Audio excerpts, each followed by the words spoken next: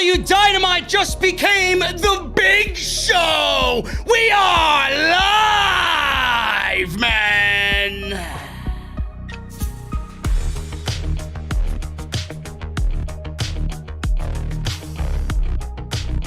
My favorite big man in all the business is now all elite. Paul Wight signs with AEW in a shock move. Why? We got the answers to that very question.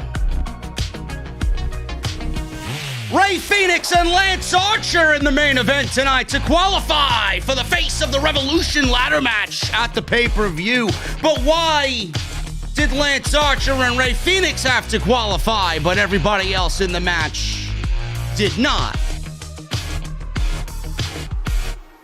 My number one pick, I should say my number two pick, my 1.5 pick, the Doctor got eliminated by Nyla Rose tonight. Did it hurt the creative booking of Britt Baker? And AEW has a new show coming to YouTube as well as TNT. Is it too much, AEW? This is the only post show you need right here. This is your AEW Dynamite post show on Off the Script.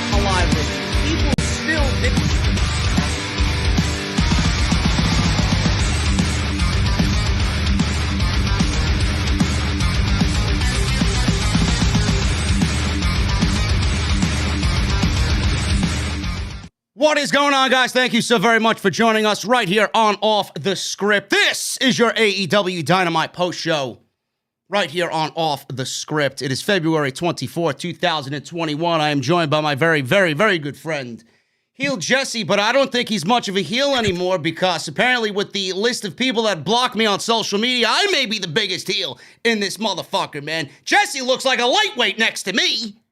Dude, what's going on? Your fucking bench list is way. Bro, listen, man, the amount of people that got me blocked on social media, I have like 6 grocery lists long of benchings. Ooh. It's unbelievable, man. Man, the Big Show's had me blocked for a couple of years now, though. So really? Oh God, he's had me blocked for years. This is amazing to me, man. Big Show does not have me blocked. Oh man, he had no problem blocking me. Jesus Christ, man. I don't understand that. I don't understand that. I got Big Show still looming around. Listen, man, I love the Big Show. Don't get me wrong. And all the stuff that I said about the Big Show, man. Listen, he's a Hunter Main, man, in Destiny. He's a big Destiny guy. He hates the Titans. He hates Titans. Oh, there you go, man. So me and him, listen, we're like this. We're best friends. Fucking whatever. The biggest guy in wrestling hates Titans. Go figure. Well, listen, man, he's a Hunter Main. He's a smart guy. He's probably got fucking 1200 light, dude. How about that shit? Oh, yeah? I'm at, what am I? 1313 with my artifact. I just got the Dead Man's Tail Catalyst today. Bro. Listen, we'll talk about Destiny after the fucking show's over. We got to talk wrestling. I'm at 1300, man. With your artifact? with the artifact and everything. Oh my God! Listen, Edgar, I'm gonna dump this guy, bro. This guy sucks. This guy sucks, man. Yeah. Oh my God! I gotta carry you with fucking 13 with the artifact. Oh my God, man. Listen, the shit that Edgar was telling me about you, it's all true. Hey, man, I'll get there. I'll get there. I know. Listen, guys, we'll get there with the wrestling talk as well. We got a lot of it today. Thank you so very much for joining us on the podcast. Jesse, I'm not going to waste any time at all because I know we got a lot of people wanting our opinion on this today. We got 1,100 in the chat right now. Thank you, guys. Super chats are open. We'll handle them at the end of the show, so get them on in. I see everything coming on in as it happens, so if you guys want to hang out, we'll do the super chats later on in the live stream. Jesse, Paul Wight, the Big Show, he joined AEW in a shock move. This morning, I woke up, people were texting me. I barely opened my eyes, and I see AEW's Twitter account. Paul Wight is all elites. And I know you. I texted you when it happened. I told you, go check AEW's Twitter. And I think your reaction via text was probably the same reaction that I got. I stared at my screen for about a good 5 minutes wondering what the fuck dimension we're living in. I'm like, is this real news? Is this a troll? Like, I mean, I even said it on Twitter. I just seen this guy on Monday Night Raw. Please don't tell me I'm going to have to do the Big Show choke slam sound effect on Wednesday nights now. Yeah. Yeah, I spent a while looking for a Photoshop meme or I mean, hell, I saw a picture of Big Show wearing an Off the Script t-shirt before. It could have been Photoshop. Listen, man, listen, that's one of the all-time greatest OTS Photoshops I've ever seen. I mean, so I was looking for it, and then when I finally realized it was real, I was kind of like, man, this just happened, didn't it? Man, I don't know what to fucking say. Yeah, well, listen, man. Listen, there's a reason. There's a reason why this happened, and I got the reason. This is from PW Insider. They reported shortly after the news was broken this morning that WWE and Big Show were actually unable to come to terms on a new deal financially. His deal expired last month, just days after Raw Legends Night, which was a complete embarrassment on all accounts, and they used the Legends just to shill a possible ratings increase on that specific Monday Night Raw episode. Big Show really didn't do anything outside of a backstage segment with Randy Orton where he was verbally bullied backstage by Orton. Big Show never publicly commented on his WWE departure, but fans noticed that he removed all WWE from his Twitter and social media accounts. And that was it. He was moved to the alumni section soon thereafter. It's been amazing to watch what AEW has built in just a couple of years, Paul Wight stated in a press release issued by All Elite Wrestling today. AEW Dark is an incredible platform to hone the skills of up-and-coming wrestlers, but I also love that established AEW talent can build out their personalities and showcase themselves in new ways on Dark. It's no exaggeration when they say that AEW is boundless, end quote. Now, as far as Big Show with the WWE, he made his debut in 1999, February 1999 to be exact, after he had signed a multi-year deal with Vince McMahon. He worked an unsanctioned match against Randy Orton on the July 20th edition last year of Monday Night Raw, which was now, looking back at it, his last match in WWE. Now, Jesse, it was also reportedly stated that he was unhappy the way he was used on Raw Legends nights. PW Insider also reported that he was very open about his unhappiness and the way he was booked at Raw Legends night. Wight was used backstage, like I said, where he was bullied by Randy Orton. And during the segment, Randy Orton claimed that the Big Show's career had ended after previously taking a punt kick by Randy Orton. WWE offered him a contract. He turned it down, and Tony Khan swooped in, gave Paul Wight the money that he was looking for, and now he's all elite. He's scheduled to appear on Dynamite next week with Tony Schiavone, and they will discuss what's coming for this new Dark Evolution, I believe it's called, Evolution show, or Elevation, I'm sorry. AEW Dark Elevation, and Wight is going to be used as a color commentator on that show. And in the press release, Jesse, it says that he will also be used here and there as far as an in-ring performer as well. Now, my initial reactions to this were, what the fuck? But outside that, I feel like, and I wanna really make sense of this. AEW is really looking to bring in the lapsed fan that isn't watching professional wrestling right now. Thus, we got Sting, and then we have Paul Wight coming in, Cody, obviously, Dusty Rhodes. The correlation between the Rhodes family is there. Tony Khan is really hammering home, bringing in the real hardcore indie fanatics, and now he's dipping into the casual lapsed fan pizza pie, I would say. This is a great move for AEW as far as name value, because no matter what you think of Paul Wight, he's one of the greatest big men in the history of this business. He's a household name. He goes back to the old TNT, WCW days, and, you know, the same thing happened with Chris Jericho coming on in and Jim Ross. Khan wants to fill familiar faces on his show to bring in all those fans in hopes that AEW itself becomes more of a household name. As far as a business move, this is a great move for AEW and Tony Khan. I don't know how he's going to be on commentary, so that's going to be a new venture for me and you listening to him do color commentary for AEW. But as far as the get, it's great. I don't know how much value he will have for AEW in the ring. Now, it looks to be like he's going to be wrestling. There's not really anybody outside maybe a Lance Archer that I would want to see him in the ring against, or a Brian Cage, guys like that he could put over and make look better than they already are. But as far as this move goes, what do you think? Good, bad, indifferent? Do you agree with me? Do you not agree with me? Floor's yours. It's man, what a day, man. Yeah. I'm telling you, 2021 is seriously telling 2020 to hold my damn beer, man. Yeah. I mean, it was shocking. If I had to pick two people in all of WWE who would never, ever, ever step foot in AEW right now, number one would be Roman Reigns. Mm-hmm. Number two would be The Big Show. Over Randy Orton? Over Randy. Oh, please, man. Randy Orton is such a dick. He would sign with AEW just because he's mad at Vince about something. Easily. Undertaker damn near accidentally signed with AEW a fucking year or two ago. I mean, so. Well, The Undertaker had that whole StarCast thing. He was going to do StarCast, and then Vince found out about it and forget it. So, yeah. AEW by mistake, you know. Yeah, sure. Yeah, you didn't know it was AEW. Yeah, I didn't know that.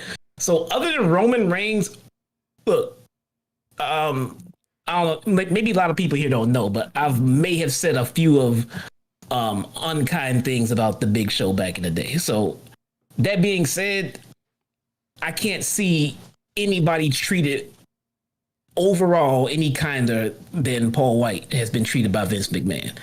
The guy has been employed, gainfully employed, from what I understood, he had one of the biggest, not only contracts, but travel accommodations of anybody not named Brock Lesnar in WWE. Yeah.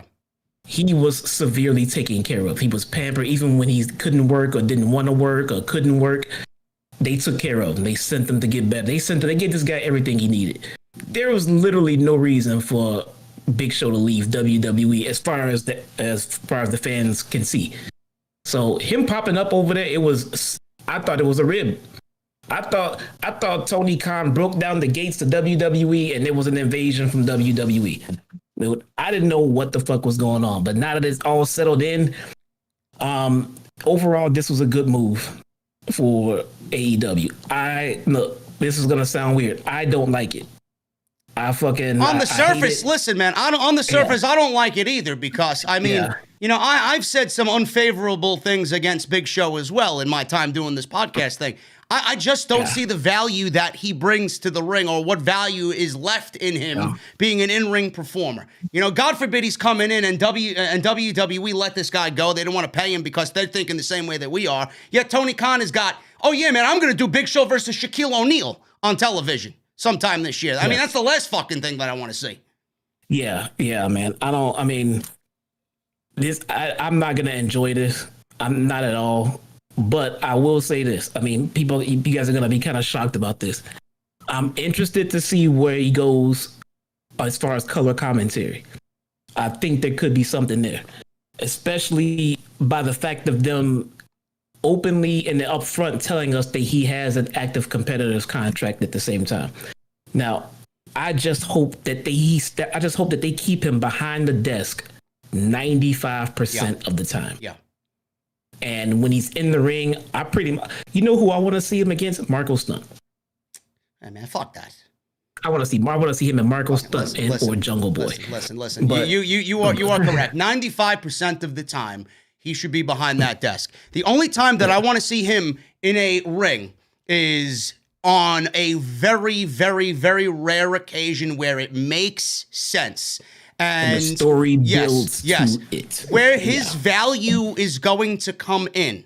Now, again, we've said some unfavorable things about Paul Wight because of, how he still lingered around and he obviously deteriorated from an in-ring aspect.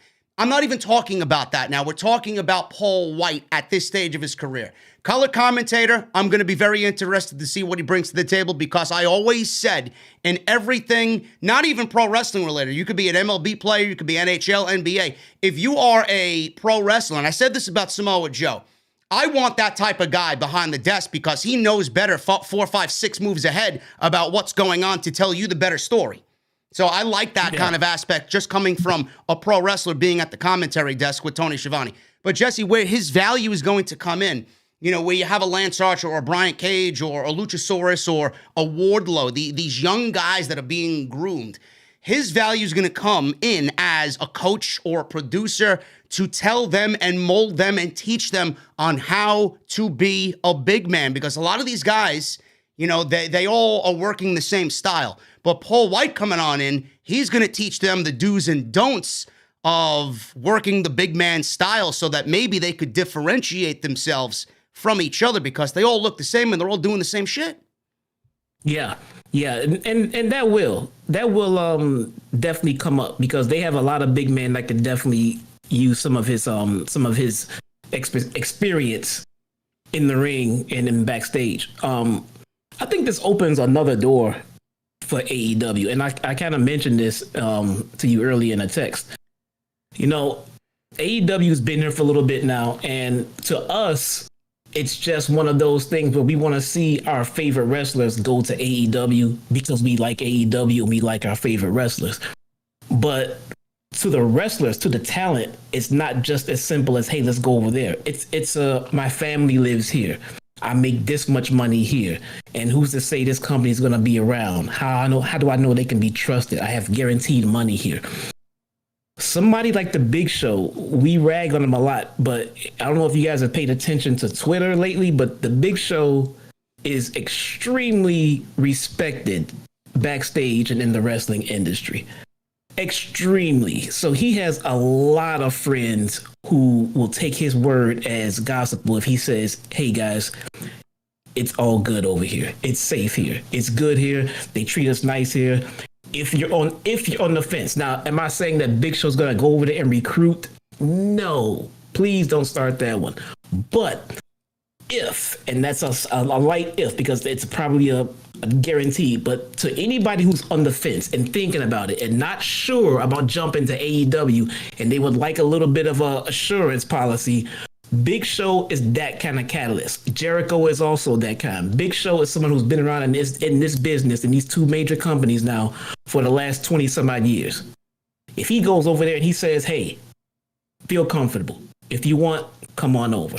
That does ease your mind a little bit because it's easy to say, hey, come over here. Oh, yeah, you're embedded over there. How do I know? Big Show is trusted. Big Show is loved amongst his peers.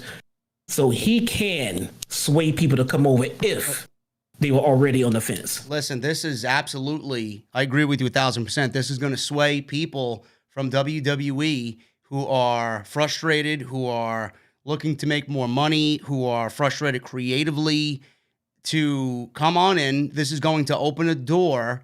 That forbidden door, it has more than one meaning.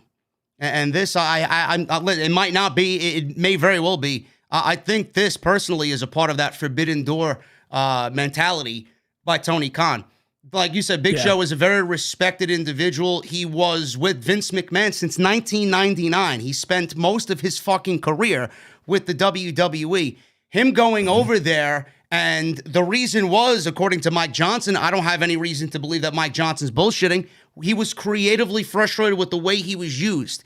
You know, if he wanted to stay with the WWE with Vince for lesser money and he was being treated better creatively, who knows if he might have stayed. But he went because he was creatively frustrated with how he was being used, and he still has a lot left in the tank. That itself speaks volumes to everybody in the back, because everybody's feeling that same way. And if he is a flag bearer for that to go jump ship and think with the mentality of what you just said, I mean, the possibilities are endless. And Jesse, Brock Lesnar's still out there. Don't you think that Brock Lesnar being a free, listen, don't you think that Brock Lesnar being a free agent right now, seeing the Big Show, Vince McMahon seeing the Big Show go to AEW, you don't think Vince McMahon's on the fucking phone with Brock Lesnar right now? If Paul Wight goes on the phone with fucking Brock seconds after that fucking headline if he said, if this guy is going to AEW, what is Brock doing?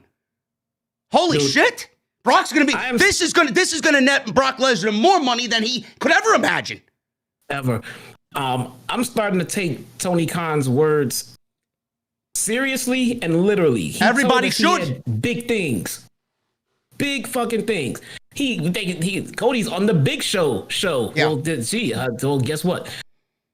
Tony Khan said big shit was going down, and we've seen the New Japan merger with Impact and everything else. Now we're seeing Big Show over here. Nothing's off the table. I'm waiting for Punk and Lesnar. Nothing's off the table. Listen, I've said it once, so I'm going to say it again. I'm going to continue saying it. I am, without a shadow of a doubt, in belief that Tony Khan's got Punk in his pocket, and he's going to wait to unveil him when the time is right. I'm dead serious about that. Yeah. Dude, think about how much wrestling Twitter has popped over the last, what has it been, like 10 hours or so since this news came out? And that's the Big Show. Yeah. So now if Punk or Brock is sitting at home and if they think they want to pop this industry, if the Big Show showing up at AEW has made this much of a wave, what the hell's going to happen if one of those two jump over here? I don't know. When I say Tony Khan, he was not kidding. He really is about to change the way that this business operates. In every single, because just by him doing what he is doing, he is forcing WWE's hand. They can't sit back and sit idle and continue to put on crappy story and watch this other company do these great innovative things that's popping the crowd, popping the fans at home. They can't continue doing things the way they're doing them. They have to adjust. WWE is very capable of moving that needle when they want to. They have the deep pockets. They have the reputation. They can do what AEW is doing. They just got to do it. Yeah. They're going to force it. They're going to force their hand. WWE is going to have to do something to show that they are also cool in 2021. Is this going to be a big enough deal for AEW to generate interest for that casual lapsed fan? Is the Big Show going to be it, or is there going to be or need to be another situation that Tony Khan, does for AEW? Is the Big Show going to be enough for them? Signing or merging, doing a deal with New Japan and Impact, that is not going to move the needle. Signing Paul Wight is not going to change anything. Kenny turning to the cleaner is not going to do anything. But all of these things added up to one big story is collectively, yes, they are going to move the needle. Okada showing up in America on television, combined with Big Show showing up, combined with even combined with Shaq showing up and doing a match. All of these things are part of one big puzzle, and collectively, the answer is yes. All of these things will move the needle collectively, yes. Yeah. Yeah, I'm, everybody's mentioning Punk in the chat. Listen, man, I said this weeks ago. Punk, I swear to God, if I know my shit, man, it'll be. Listen, I don't know what Punk's doing. I don't know what Tony Khan's got planned. I've been saying it for weeks now. You got to start taking Tony Khan serious because, a year and a half in this thing, and he's already proving to everybody that he knows what the fuck he's doing. Okay? He's got an endless bank account. He could do whatever the fuck he wants. He's getting much better at doing what he's got to do backstage in Gorilla, running these shows. Tony Khan's going to be the type of promoter that we want, as long as they keep to their foundation and their morals. He has Punk in his pocket, no question. Punk is not coming out in an empty fucking Daly's place. He's not. Yeah. You're gonna see Punk. You're gonna see Punk at the end of the year, going into 2022. I swear on my fucking grandfather's tomb. I guarantee you. Yeah. They'll definitely have Punk. It's a foregone conclusion. Right now, it's all about timing, when things happen, where they happen, and everything like that. But I'm at the belief at this point that Tony Khan is just some mad scientist in the lab, just creating just incredible wrestling television right now. Yeah. The guy's in the zone. He's in rare form right now, man. Yeah. Now with Jesse, this situation with him being a color commentator, we got this new AEW Dark show, Elevation. I don't want to shit on it yet because I want to see how it's produced, if it's different than Dark. Okay, I want to see if it's got a different vibe. I want to see if it's got a different feel being on Monday nights. I don't know if it's going to be live or taped, or if it's going to be premiering on YouTube, recorded beforehand and then premiering on YouTube at 7 p.m. It's on Monday nights at 7 p.m., so we're going to have an extra hour of television on Monday nights. Not really exactly what I want on my Monday nights, because 3 hours of Raw is just fucking unbelievably unbearable to sit through.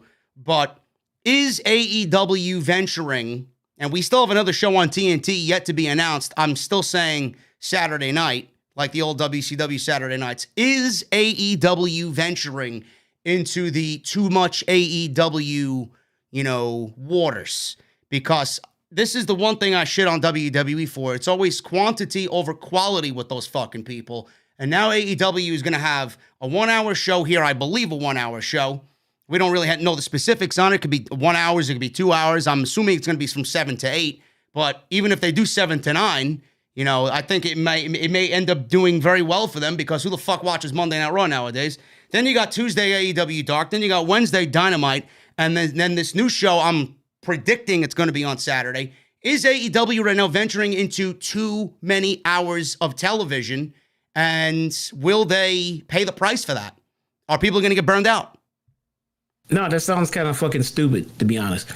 We just went from the last few weeks talking about how these guys only have one show, 2 hours on network TV, and they need more of an outlet. So now they announce an outlet, and now we're like, man, they get too much. They need more of an outlet. They have too much talent. They can't hide everyone on Dark and then try to fit them in where they can on a 2 hour spot where they're trying to get all of their top talent over at the same time. So what is this show? What is this show going to be representing for AEW? Dark, to me, Dark was always like, hey man, we're going to bring in some of the indies and showcase them. Hey, we're going to give everybody that's kind of in quote unquote developmental or still needs fine tuning on Dark. What is this show going to be used as? Is it going to be more of a serious show? Is it going to be like their NXT, and then this other show is going to be like their SmackDown, and then Dynamite's going to be like their Raw, their flagship show? Like, what type of show do you envision this to be? Is it going to be a little bit more serious than Dark? Well, no. Well, that I think that's where it comes in. We have to wait and see and find out what they bring us, because I don't know what look, it's easy to say what I think they should do in this situation with the talent they have and what they have going on. But the thing is, they have so much other shit going on right now that we are unaware of, that it's kind of hard to fantasy book the second show. But I can tell you this, they need a second show. They need a second show, because they cannot profile as much of the talent that they want to profile on TV, and they can't get over on Dark on YouTube alone. So they need a second show. So if I get 1 hour on Monday nights, I'll be happy. I hope it's at least 90 minutes, to be honest. At least 90 minutes, because they can't do it in 1 hour. They have Dark is on a roughly about 2.5 to 3 hours every week. Roughly. If they take that and offset it and put some of it on TV, you still looking at about 1.5 to 2 hours of television time. So they have the talent and they have the means to put on entertaining storylines throughout Monday show and Wednesday show and a fucking Friday or Saturday show, whatever they do. They have enough talent to do it. Will it be overkill if they dropped it all on us at one time? Absolutely, man. It would be. So, but for me right now, I'm watching Dynamite. I'm watching BTE. I'm watching Dark when I can. And I mean, I'm trying to watch WWE, but they're driving me away. So it's a lot, but for the most part, I'm looking for more AEW content. You're looking for more AEW content. See, I don't watch Dark.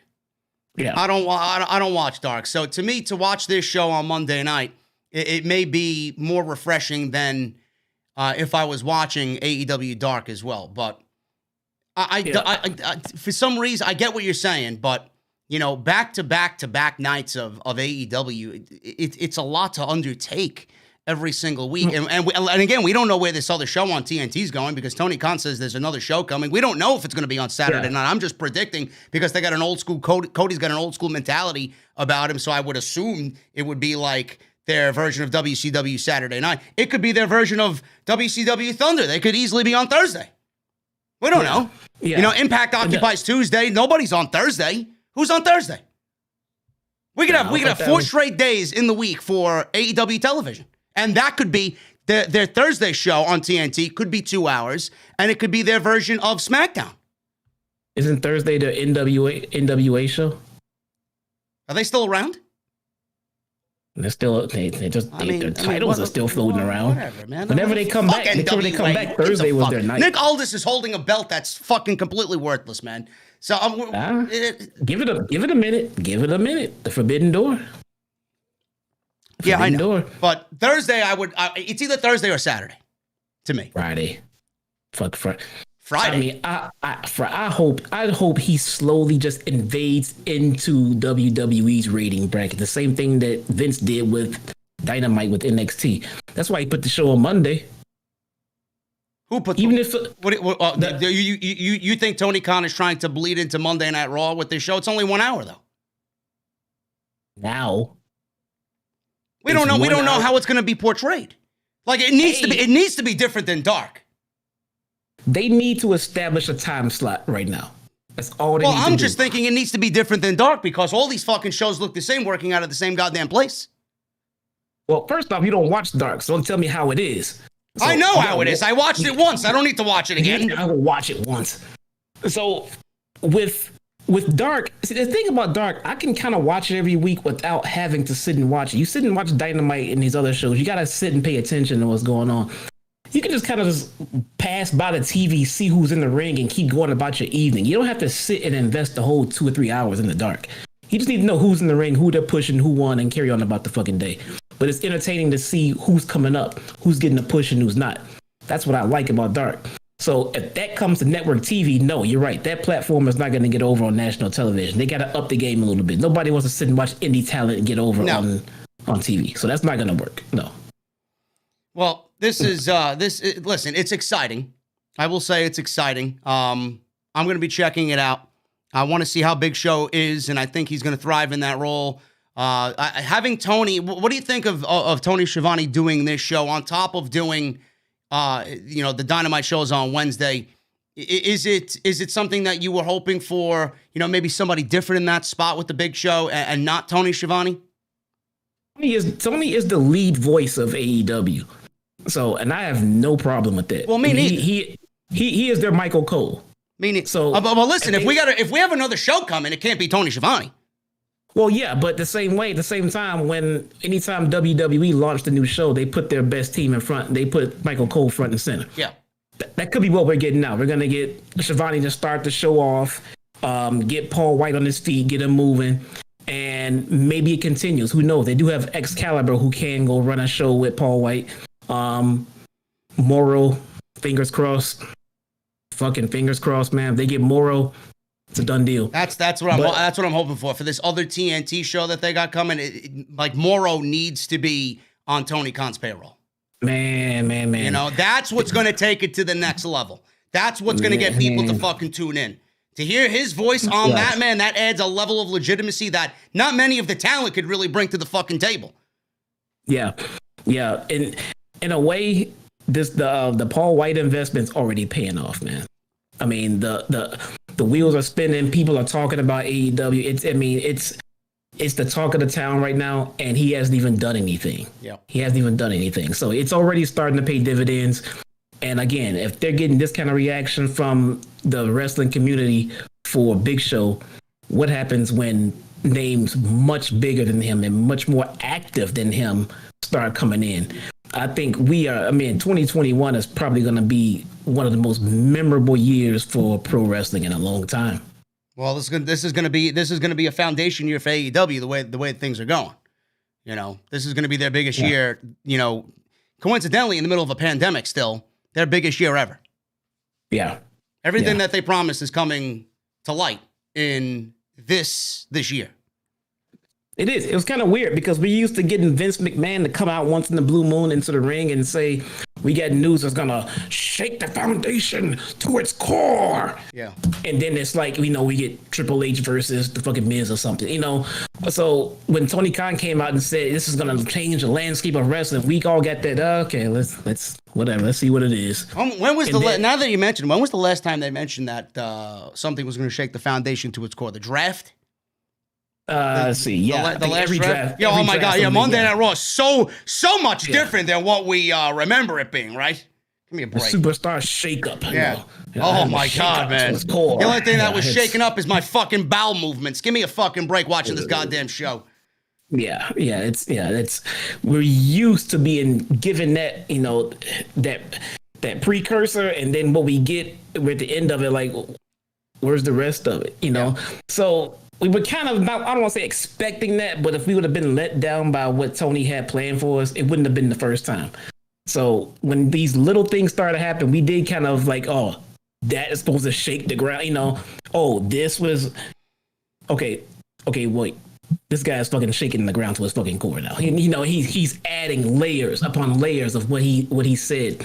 And yeah, I believe everything he said. He is definitely making moves to make us talk. He's booking his wrestling show as a big fucking video game, which is what we all want to do. He's doing it, man. This guy is having fun, and he's a fan, so we're gonna enjoy this ride, people. Yeah, we are. So in the end, Jesse, thumbs up for the Big Show signing today to be the newest member of the AEW roster. Thumbs up. Look, I'm all for the overall betterment of AEW.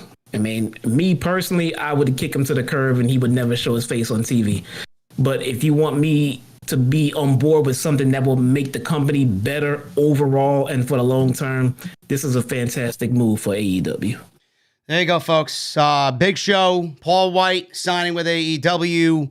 Thumbs up on not only Jesse's side of things, but my side of things as well. We'll see. As long as he remains, like we said, about 95 to 99% behind that commentary booth and 1% in the ring, I'll be okay with it. But he said today he's got a lot left in the tank. A lot of people were praising him making the jump, like Mick Foley, Tony Schiavone, a lot of different people on the AEW roster who have befriended him over the years. So it's going to be a very interesting dynamic.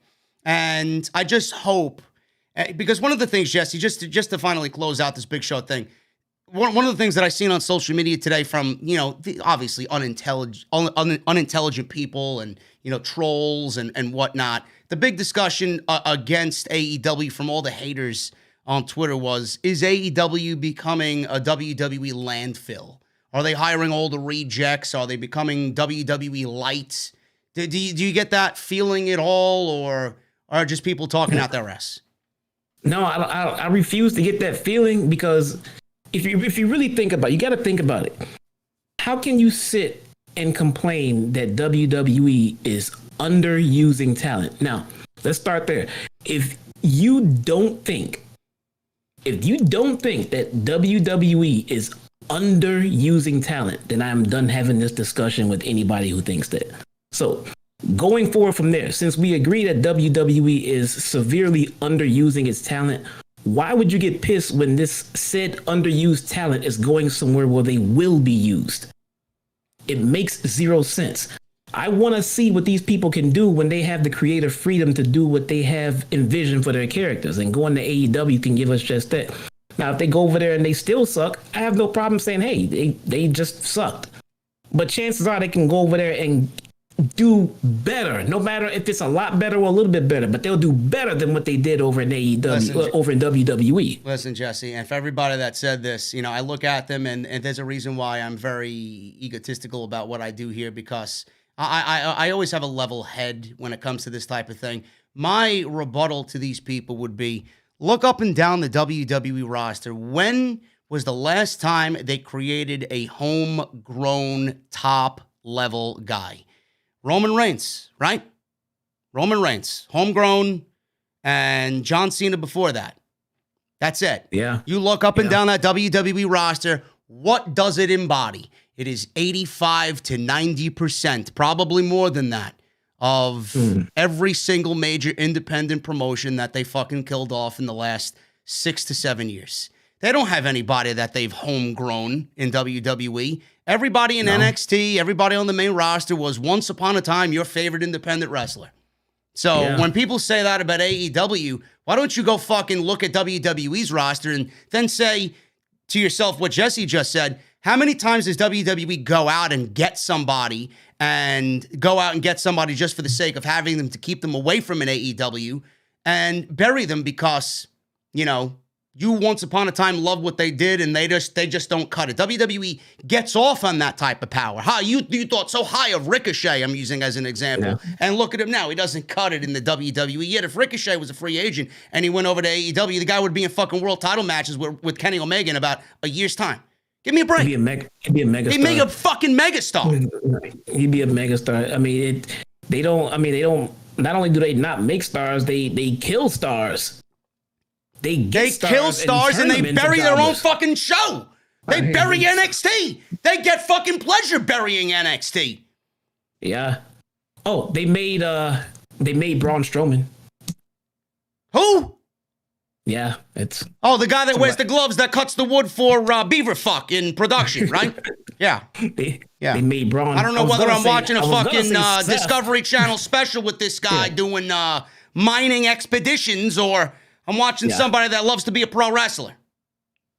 You know, I want to give them credit for Seth. I really do. I mean, I know Seth is not WWE homegrown, though. Yeah, I mean, but... Where was Tyler Black really going without WWE? I mean, really? I believe if Tyler Black never signed with the WWE, Tyler Black would still be a huge star. He might not be a bigger star than he is now, but he'd still be a big star. That's possible. He is overly talented, so it's possible. But yeah, they don't make new stars over there. No.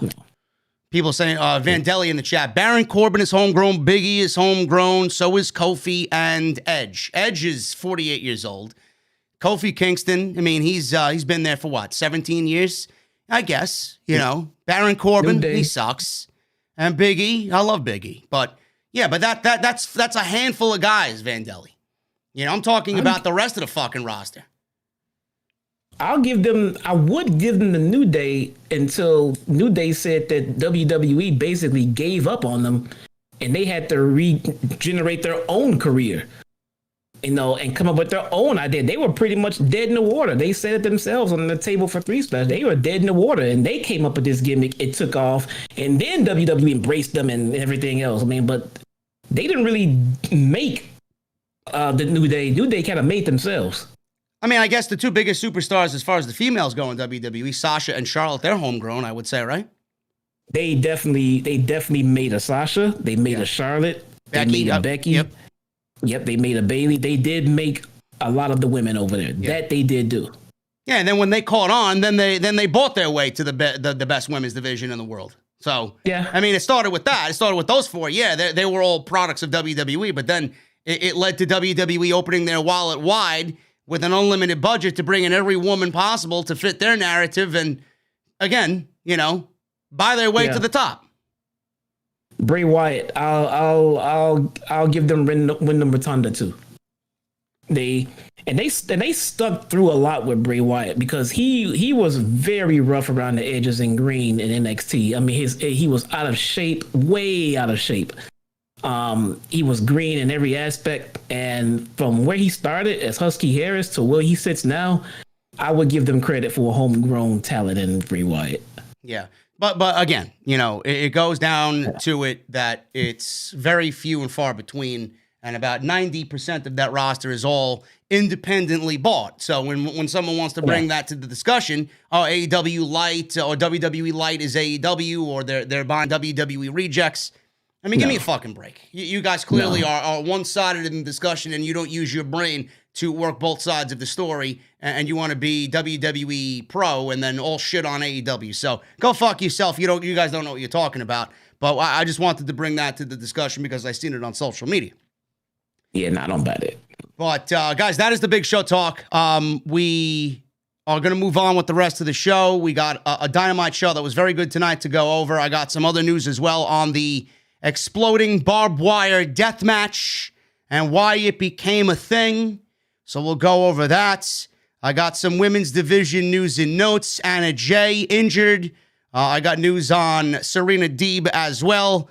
And we'll talk about the eliminator tournament that I don't know where it's going, but my pick is gone.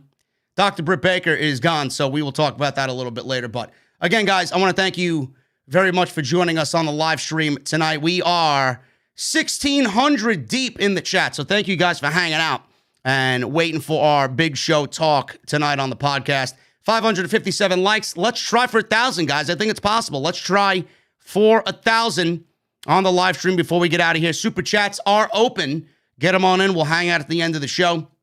Follow me on Twitter at JDfromNY206. We just hit 31,000 on Twitter, and we are nearing 8,800 on Instagram. So thank you for all the social media love, guys. I really appreciate it. Go and subscribe to Critiques and Connoisseurs. The debut episode is being uploaded on its own YouTube channel, which you guys can go subscribe to right now in the description. I'd love to get to 2,000 before we even upload one single episode. Me and Hager are ecstatic. We can't wait to show you guys what we got coming on Sunday night. So go and subscribe to my other channel. It's going to be wrestling talk in a classy way. We're going to be drinking some fine beverages. It's going to be awesome, man. You're going to love the presentation. So go and subscribe to that. Link is down below in the description of this very video. If you missed anything on the channel this week, Monday Night Raw podcast was uploaded on Monday. So go check that out. We talked about the Bobby Lashley, Miz, Drew McIntyre situation. And I think I did a very good job in booking what I would do going into WrestleMania, which we all know the Miz should lose that title on Monday to Bobby Lashley. No questions asked. If they don't, WWE, Bruce, and Vince can fucking blow dick if that's the case. That's not something that I want to see going into WrestleMania. So go check that out. Very good show there on Monday. And today's show is sponsored by Amazon Music. You guys can get 30 days free of Amazon Music. All you have to do is go to getamazonmusic.com/script. So make sure you guys go and do that. I'd love if you go get 30 days of Amazon Music for free on the house, man. So I appreciate that. Jesse, let's get into the show. We got Dynamite opening up with Jon Moxley versus the Hollywood hunk, Ryan Nemeth. This was... Now, I seen his Twitter, Mr. Nemeth, and he says, don't use the word squash match, but how would you describe this match if we are not allowed to use the word squash match? Jobber match? Jobber match? Does that make him feel better? Jon Moxley's late night snack? Yeah, really. This was the squash match, Mr. Hollywood hunk. I'm sorry. They just added him to Moxley's entrance. That's kind of what it was. Pretty much, yeah. So Moxley wins here, guys. This was completely one-sided. Paradigm shift out of nowhere. That's it. I mean, this was nothing more than Jon Moxley barely breaking a sweat on his way to Kenny Omega and Revolution. After the match, Moxley sat middle of the ring, and he sat backwards, of course, because Moxley's cool like that. And he talked about how when he woke up with the AEW title, he vowed to walk over landmines if he had to be the one at the top of the hill. He says, as it turns out, that's exactly what he's going to have to do.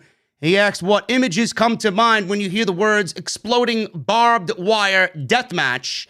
So he brought up fire, torture, burns, and agony, and maybe some vintage Japanese wrestling magazines. He asked if people get a sick thrill from the thoughts of it. He says he's an addict and he's addicted to being in the ring and living close to the flame, which is why he's made so many bad decisions in his life. He stood and he got more angry as the promo went on. He threw the chair down. He says he can't get enough of being in this ring. And he brought up the match. And he said, this match is attractive to me. And it pulls me in. And I can't resist it, even if it's some sort of trap laid out by Omega and his goons. He says he's just the latest in a long line of guys who tried to take him out. He said, win, lose, or draw, everybody in the building and everyone watching at home, they will know that he gave Omega everything he had to give. He said if he comes to an end at Revolution on pay-per-view, it seems like a hell of a way to go out. And obviously, they went over what the match is going to entail. The ropes will be wrapped in barbed wire. Landmines will be strewn about at ringside. It's going to be insane. Now, after the promo, Jesse, I was scouring social media and I came across this nice little interview with Kenny Omega. And he talked about this match and the match with Moxley with Talk Sport. And he says this, and I quote, "That's absolutely correct. Before we went into this thing with Moxley, you want to bring out the best not only in your opponent, but yourself." He goes on to talk about how Jon Moxley challenges and inspires him to be better in the ring. The name of the game for me when AEW started was I wanted to shoulder some new challenges, whether that be my tasks inside the ring or outside the ring. I wanted to take on a whole new bunch of projects, and Jon Moxley is someone who challenges me in exactly that kind of way. I never thought I'd end up doing what I'm doing right now. I never thought I'd, be doing, the first Full Gear pay-per-view, the unsanctioned lights out match. But Moxley challenges me and sort of inspires me to bring that part out of me that I never knew I had. For me, that's exciting. I'm not very violent or physical, really. I'm a sportsman, I'm a competitor, but it allows me to explore other avenues in professional wrestling that I would never have otherwise. So it's exciting for me. I didn't see that. That's fantastic. He talks about the matches that Terry Funk had, and he was alerted to the fact that Terry Funk had tweeted his support for the match, the death match with Moxley.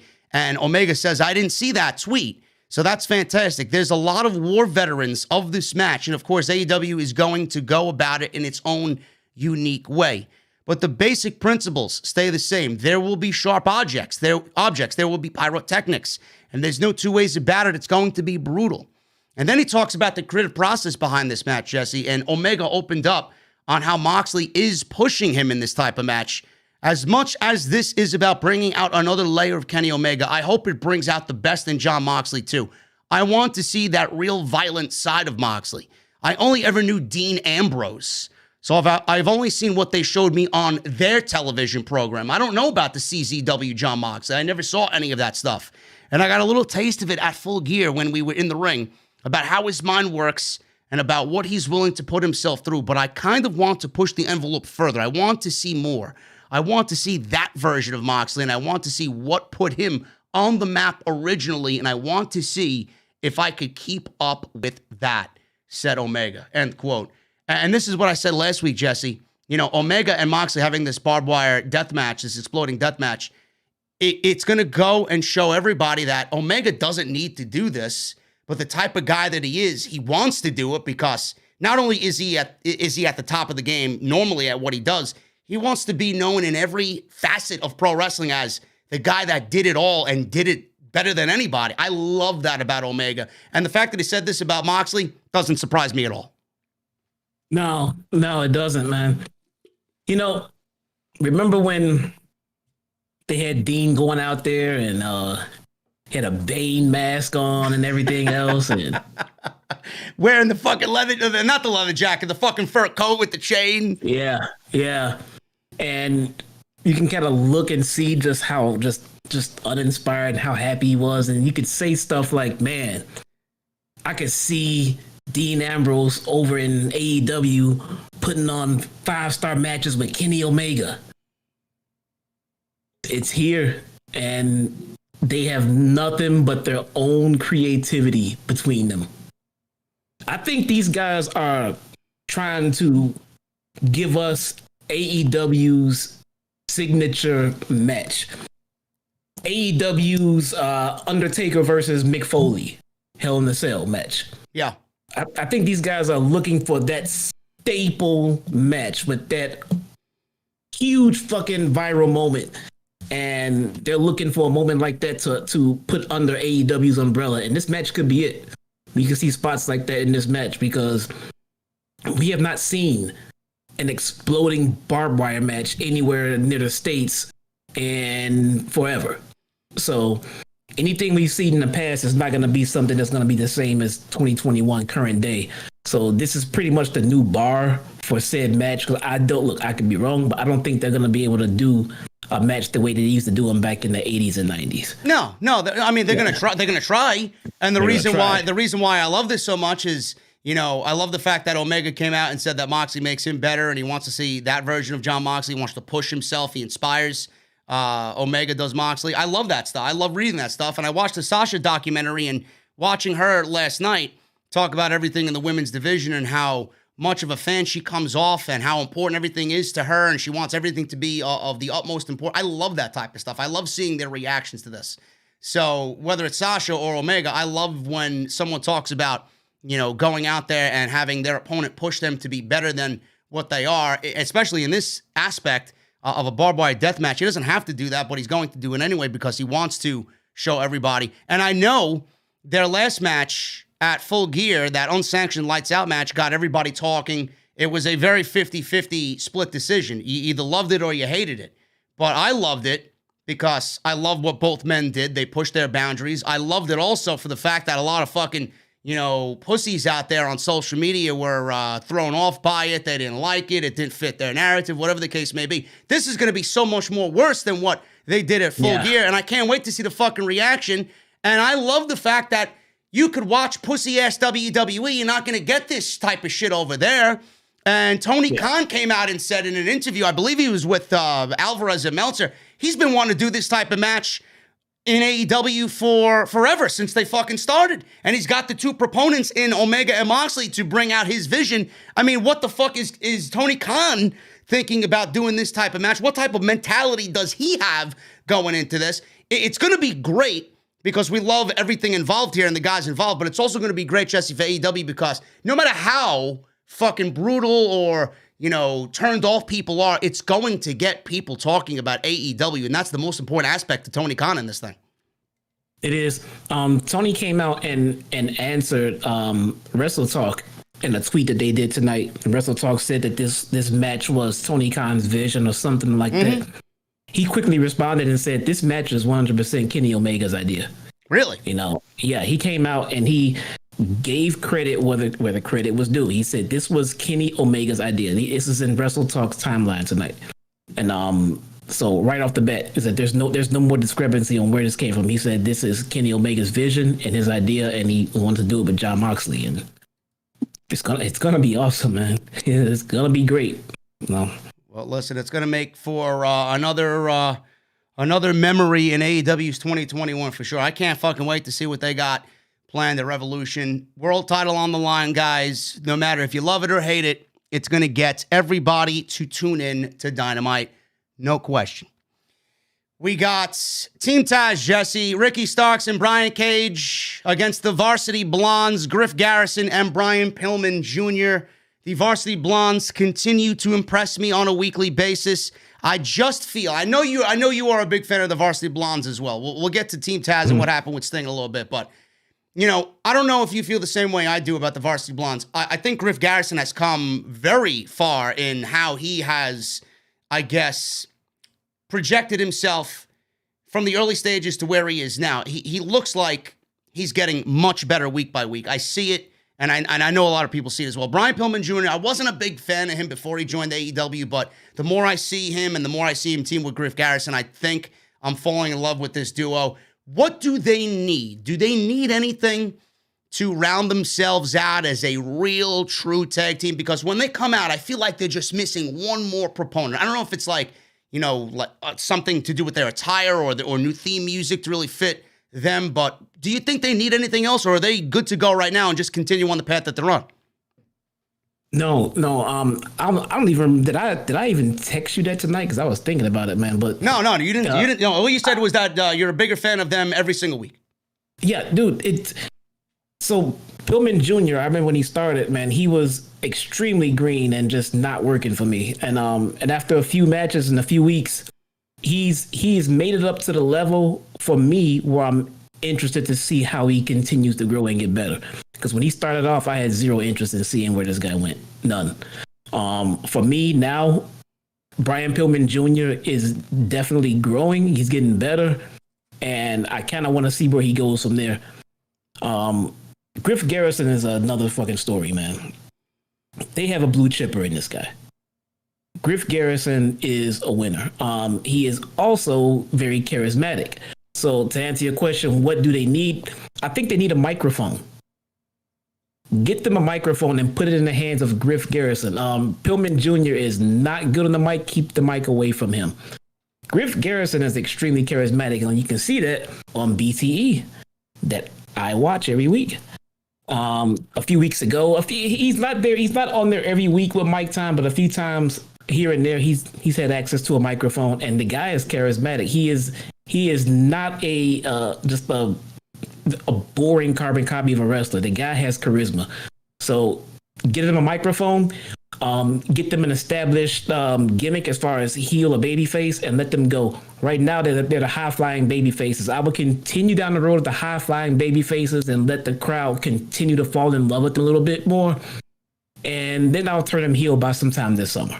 Yeah, they will be fucking great. Yeah, I agree with you. I just, I'm always going to harp back to maybe that one little aspect that they need to just take them over that hump. Maybe like varsity jackets or like high school jackets with their names on it, or robes or something to just round them out, because, I feel like they're great, but they need that extra oomph, Fuck all that. It's all cookie cutter. All of the tag teams have that. It's all cookie cutter. They can get there, but let's not make that a part of the official, them being a team.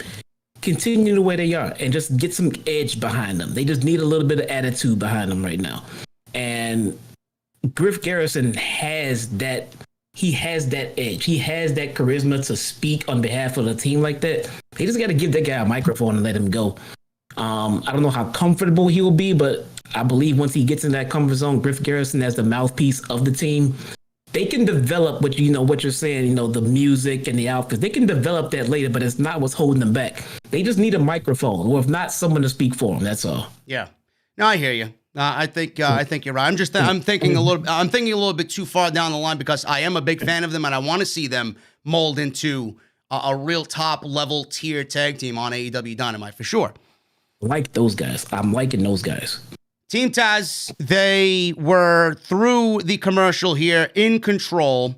We go to commercial, back from commercial. They were isolating Pillman. They were beating down Pillman very badly. Ricky Starks is fucking awesome. Landed a great missile drop kick. He tagged in Cage. Starks hit a cheap shot on Garrison. And this led to a misdirection in the action.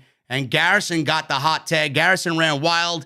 He did a great tope to Cage on the floor to the outside over the top rope. Pillman landed a springboard clothesline, and then the Blondes hit a doomsday drop kick for a 2 count for a near fall. The Blondes were cut off with a spear from Starks and a spine buster by Cage, who finished Pillman off with a devastating drill claw for the 1, 2, 3. And then after the match, Jesse, the lights go out, and we see a video playing on the big screen of Darby Allin being dragged behind a speeding vehicle in what looks to be a scene out of Breaking Bad somewhere in the Arizona desert.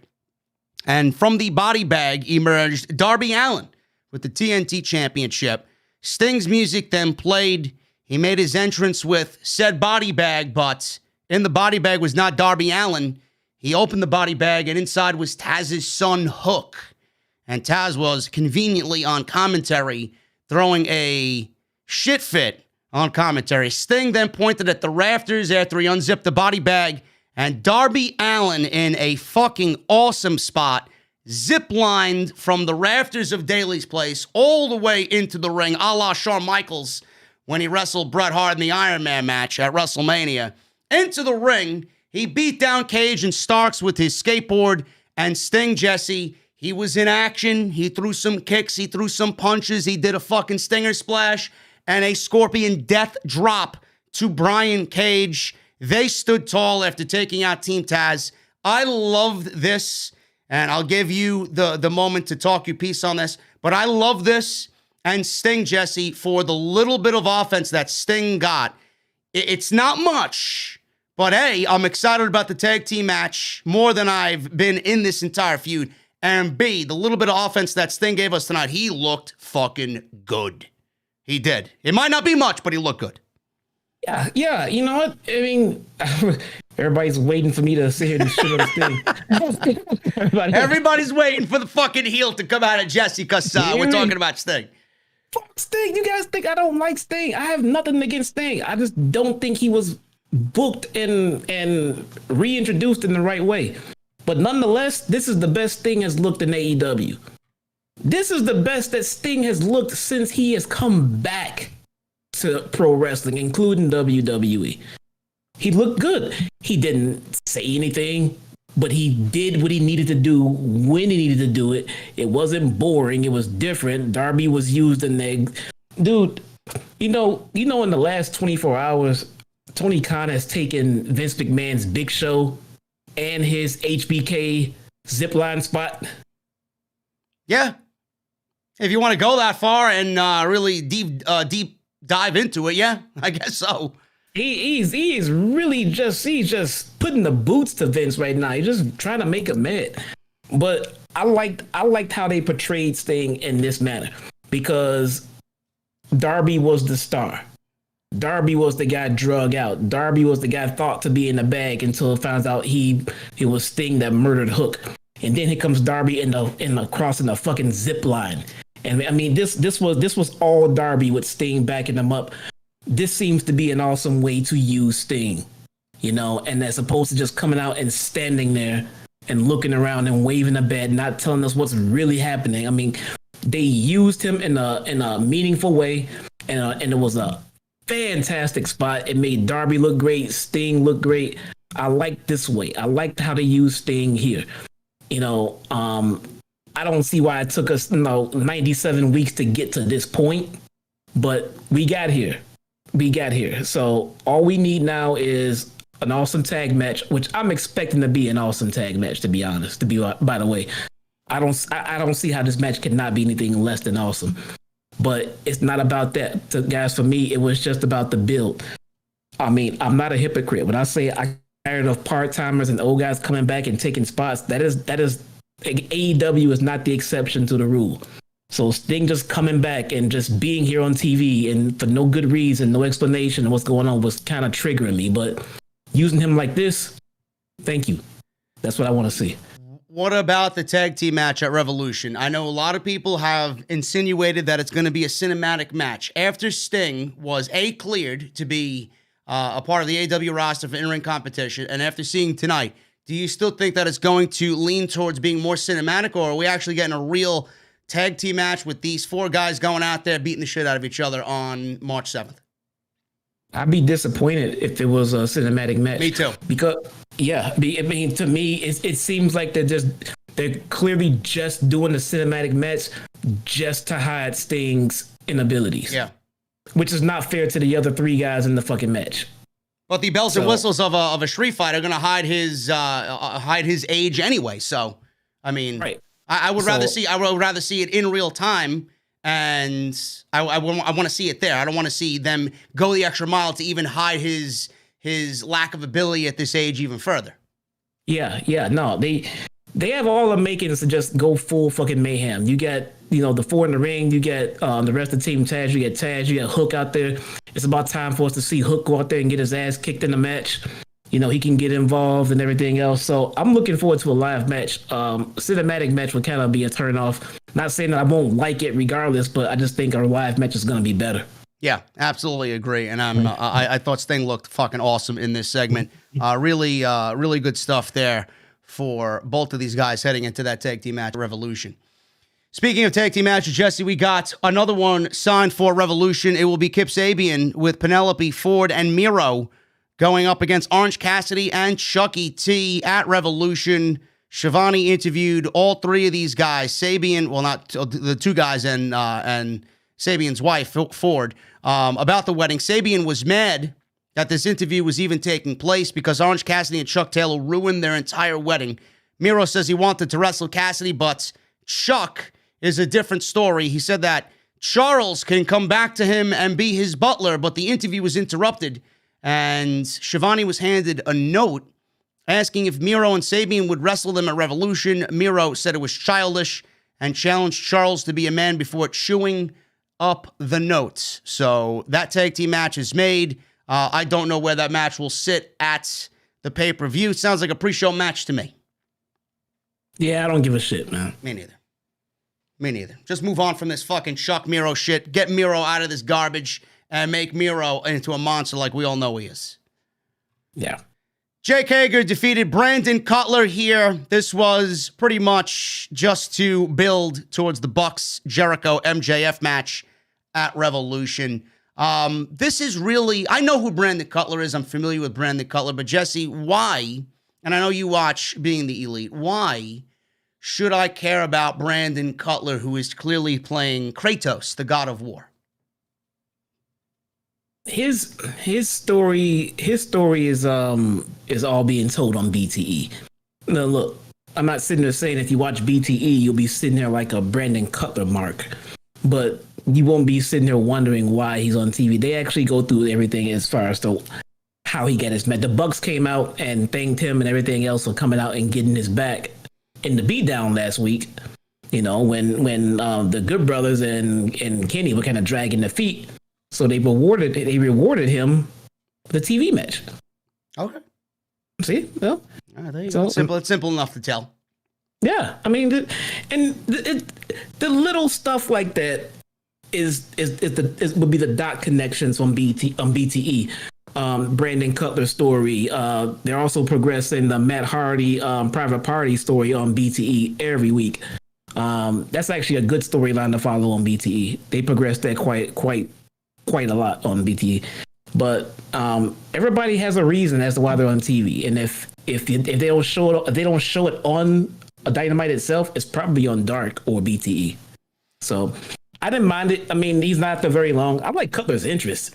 Listen, whatever he's doing with his like ring gear and his entrance. I mean, yeah. I don't know where. Maybe he's a big gaming guy. I think he's a big gaming guy. I mean, he looks. He's a huge gaming guy. Oh well, he's got the markings of God of War, and I see the very God of War like influence in the ring gear and the face paint. So he's a D&D guy.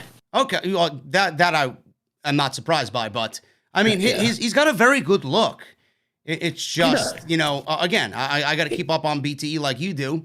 And I know he's very good friends with the Bucks, but, I'm just not seeing, why I should like, oh my God, Brandon Cutler, No, he has his little mini side stories, and in any aspect on Dynamite or BTE or wherever he is still just an enhancement talent. They're not trying to push him. No, yeah.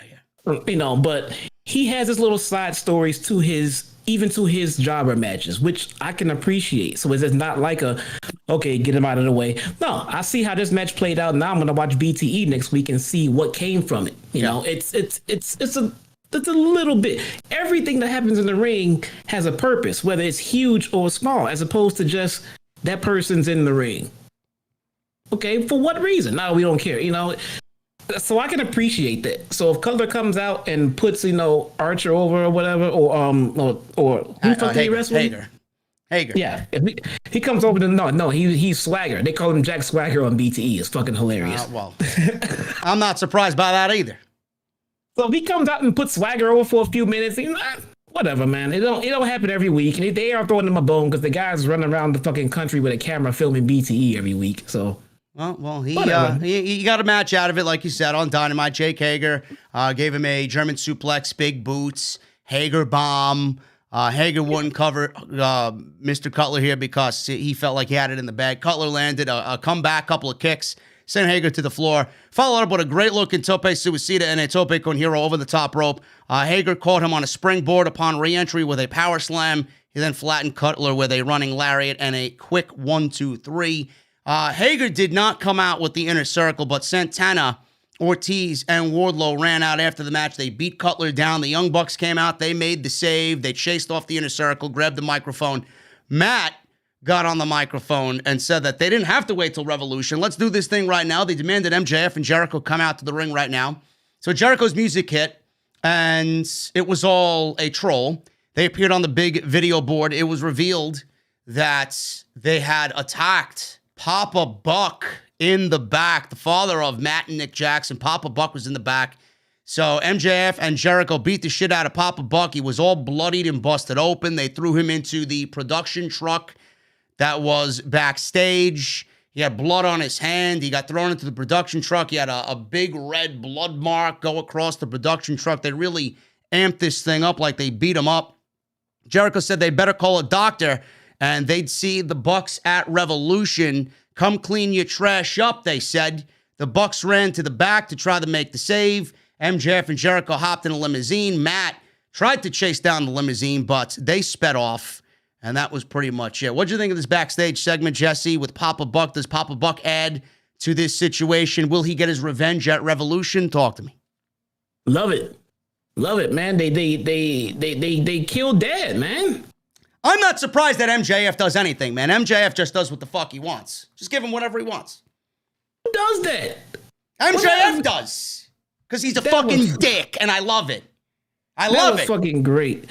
Let me tell you what I didn't like. I wish they would have beat up Mom too. Wow. Why the fuck does Mom get off the hook? That's bullshit, man. I don't know, man. You know what I didn't like about this? The blood could have been a little bit more realistic. It looked like they used barbecue sauce. Hey, that was real blood, asshole. Real. Papa Buck was bleeding. All right. Yeah, and Charlotte Flair is the greatest women's wrestler of all time, right?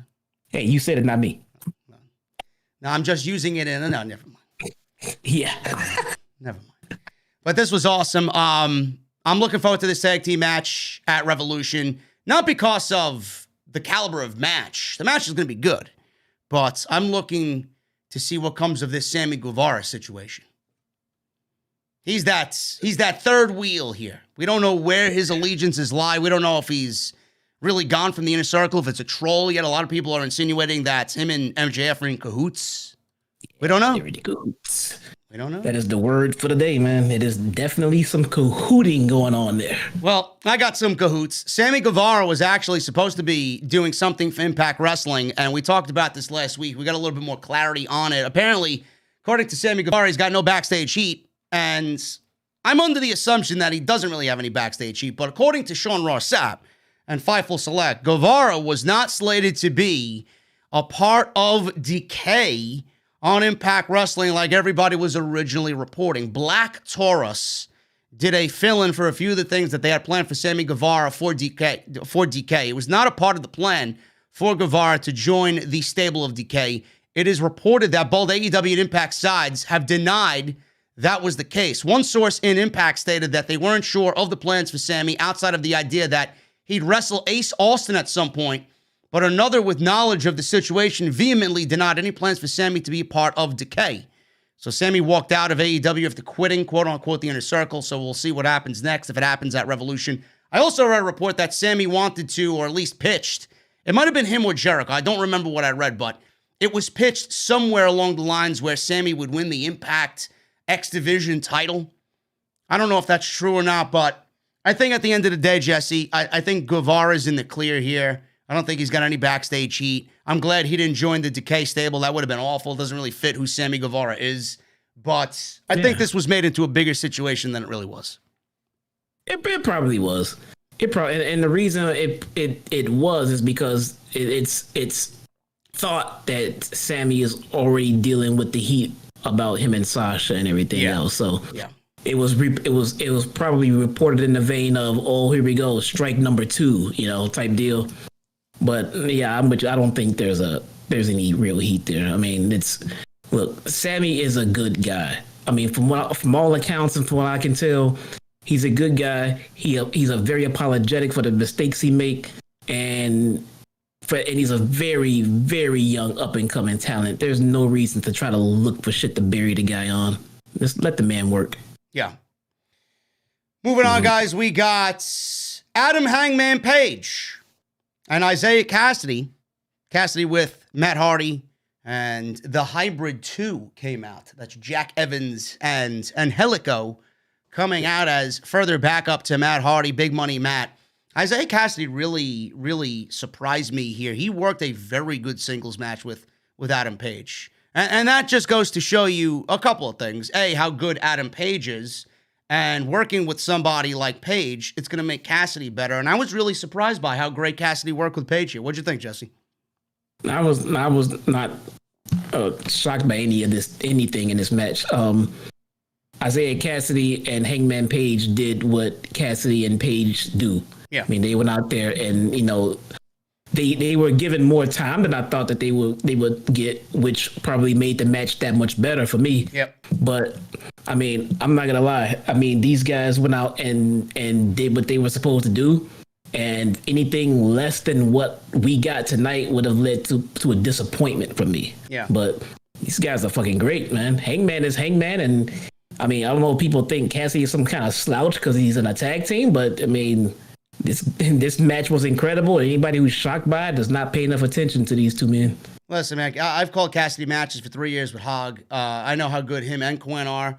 And they were trained by Red, who's one of the best ever. So, Paige, you know, I look at him, and I don't know how you feel about Paige, but I like what he does in the ring, and I might be jumping the gun on this. I could see when all is said and done, I could see a face of the company in Paige when that time comes to crown him the world champion. What do you think? Is he heading in that direction for you? I think this is gonna sound like weird and heelish, but I don't think Hangman will ever sincerely be the face of AEW.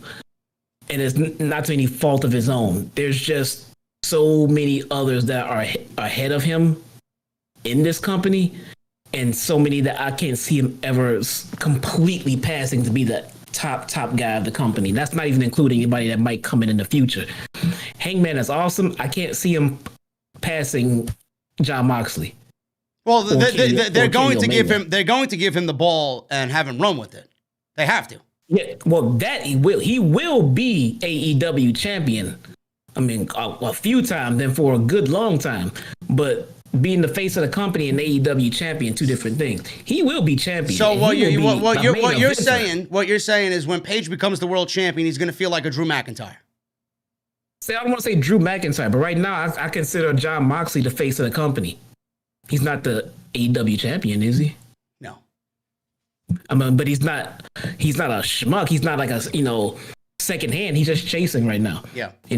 I kind of see Hangman doing the same thing when he becomes champion. I can see him becoming a face champion, being chased by a top heel, Kenny Omega.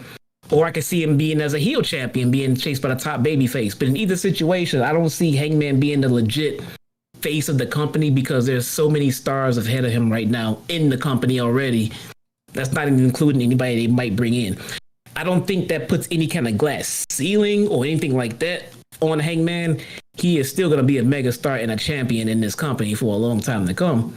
But there is no harm, there's no foul, there's nothing to hang your head on for being number 2 or number 3 and still being a main eventer in AEW. No, not at all. Not at all. But this match was a very good match between these two. Paige started out in control. Cassidy booted Paige, went for a second rope move. Paige returned the favor with a big boots. Paige then landed a plancha and a clothesline to Cassidy into the crowd, set up a power bomb on the outside. He wanted to power bomb Cassidy through the ringside announce table, or the timekeeper's table. But Cassidy escaped into the ring. Then we got TH2 distracting the referee. This was Aubrey Edwards in this match, which allowed Hardy to send Paige into the ring post to give the advantage to Cassidy. John Silver and Alex Reynolds of the Dark Order came out and they pled to Aubrey Edwards that Matt Hardy was cheating. And then Aubrey Edwards ejected Matt Hardy from the ringside area. Cassidy was in control, beating down Paige in the corner. Cassidy was in control through a small commercial break. We got back from commercial and Cassidy was targeting Paige's right arm. Paige wrenched Cassidy's arm through the ropes. Cassidy caught him with a forearm on the buckshot lariat attempt. Paige then sprung in with a rolling elbow. Cassidy a cyclone kick. Paige came back with a Death Valley driver. Cassidy then avoided a big lariat, and he got caught anyway with a brainbuster, which Paige went for and got a near fall. Cassidy caught a boot, hit a sequence of moves, reverse Rana for a 2. Immediately after the pin, Cassidy tried to apply an arm bar to work on that arm that he was working on, but Paige reached the ropes. Paige then attempted a springboard lariat, but Cassidy countered and pulled his arm into the ropes. Cassidy then went for a springboard destroyer. Paige caught it, hit a deadeye, and that was it for a very long match between Paige and Cassidy. We got Paige winning with the deadeye. After the match, Hardy, who was ejected, cut a promo over the PA system. He was in the back, and he said he'd hurt all the Dark Order members that Paige loves and cares about so much. He emerged from the tunnel with Alan Angels, number 5, and he tossed him through the ringside timekeeper's area from the stage, taking a big bump right through the table. And that was pretty much it. So we got Paige and Matt Hardy being built up quite nicely for the pay-per-view. Any different feelings from last week, Jesse? I know you told me that you didn't give a shit about the match because of the stipulation, but any different feelings this week? Yeah, you know, if you watch BTE, do you know what this match is really about? They mentioned something about action figure money. Is that the case? Yeah, maybe. I don't know. But what it's really about, what? I loved it. What is it? Party is still pissed because Hangman never paid them the $12 for the drink. You fucking cocksucker. Really? Yep. On BTE. Bro, has that not continuity or what? Well, why wasn't that mentioned by fucking Schiavone and fucking Excalibur with the fucking silly mask on? Hey, why? Watch BTE. Watch BTE, Listen, bro. man, I'm tired of this shit not making it to TV. You gotta tell me on commentary. He came out on BTE, came out of the costume, and I'm like, okay, it was you in the costume. Why'd you do that? And he said, you know what? We never got paid that fucking $12 for that drink. That's why they want to kill him. Listen. Makes sense. Hey. I'll get Private Party on the CNC. They could get all the fucking drinks on the house. Me and Hot Street. Come on. I love it. They are still pissed because Hangman never paid for that fucking drink last year. I love it. So, well, that's fine and dandy. We're going to move on. I mean, I'm excited about the match. I think it's going to be very good between Hardy and Paige. If this was good, then I have no reason to believe that Matt Hardy and Paige is going to be even better. Yeah, hey, maybe you should keep Schiavone's name out of your mouth, man. Listen, shut your mouth. Okay, shut your mouth. I don't know what I did, man. I don't know what I did. I've always praised the motherfucker. Really. Hey. And he's a Braves fan. You did something. I don't know what I did. I don't know what I did. I don't know. You better quit. How did Big Show block me and not you? I don't know, man. I don't know. Can someone reach out to Tony Schiavone and get him to know, give me a fucking explanation as to why I'm blocked on Twitter. What the fuck did I say to Schiavone? Oh my God, dude. How? I don't know, man. This makes the first AEW talent to block me on social media. I don't know what I did. Oh, boy. Anyway, moving on. Alex Marvez, listen. This is the first time, probably the only time I'm going to say it. Alex Marvez and Kenny Omega with these skits backstage or where Kenny Omega could be legitimately he could be shopping in fucking Pathmark down aisle 4 and this guy would show up looking for an interview. I love the way AEW has made this a thing where Omega and Callis are somewhere and Marvez just randomly strolls in as if he's an invited guest. I don't know why I find it so funny, but I think it's so great. So he walks in and they're in the process of building something for the death match, something called a Moxley extermination chamber. I don't know what the fuck that is, but Omega got excited about the violence and obviously Don Callis said, you can't come in here. This is private property. This is secret business. So Omega went on about what he was doing with Moxley and how he's going to exterminate Moxley at the pay-per-view. And then they kicked Marvez out of their little secret meeting. So I love it. I don't know if I was the only one that thought of that, Jesse, but I don't know. I'm like, this is fucking good stuff. It's becoming a regular gag every single week. I love it. It's almost giving me that Schiavone and Baker dynamic. Yeah. Where she just shit on him every damn week and he keeps coming back for more. Yeah. Moving on with the rest of the show, guys, we got the Women's Eliminator Tournament. I will not be talking about my dislike for Joshi's because that may very well be the reason why Tony Schiavone blocked me on social media. I don't know. Maybe he caught wind of something. I just don't like Joshi wrestling, man. I'm sorry. Sorry I hurt your feelings, but, Dansby Swanson and the Braves got a very promising season coming up. We should talk about it. Anyway. Yeah. Nyla Rose defeated Dr. Jesse. Dr. Britt Baker. DMD, Dr. Britt Baker. Miss Bay Bay. Your favorite dentist, your favorite female wrestler of all time. Dr. Britt Baker. I'm going to pop the chat again right now, man. Listen. Nyla Rose, she's been absent. She came out without Vicky Guerrero. And no Vicky.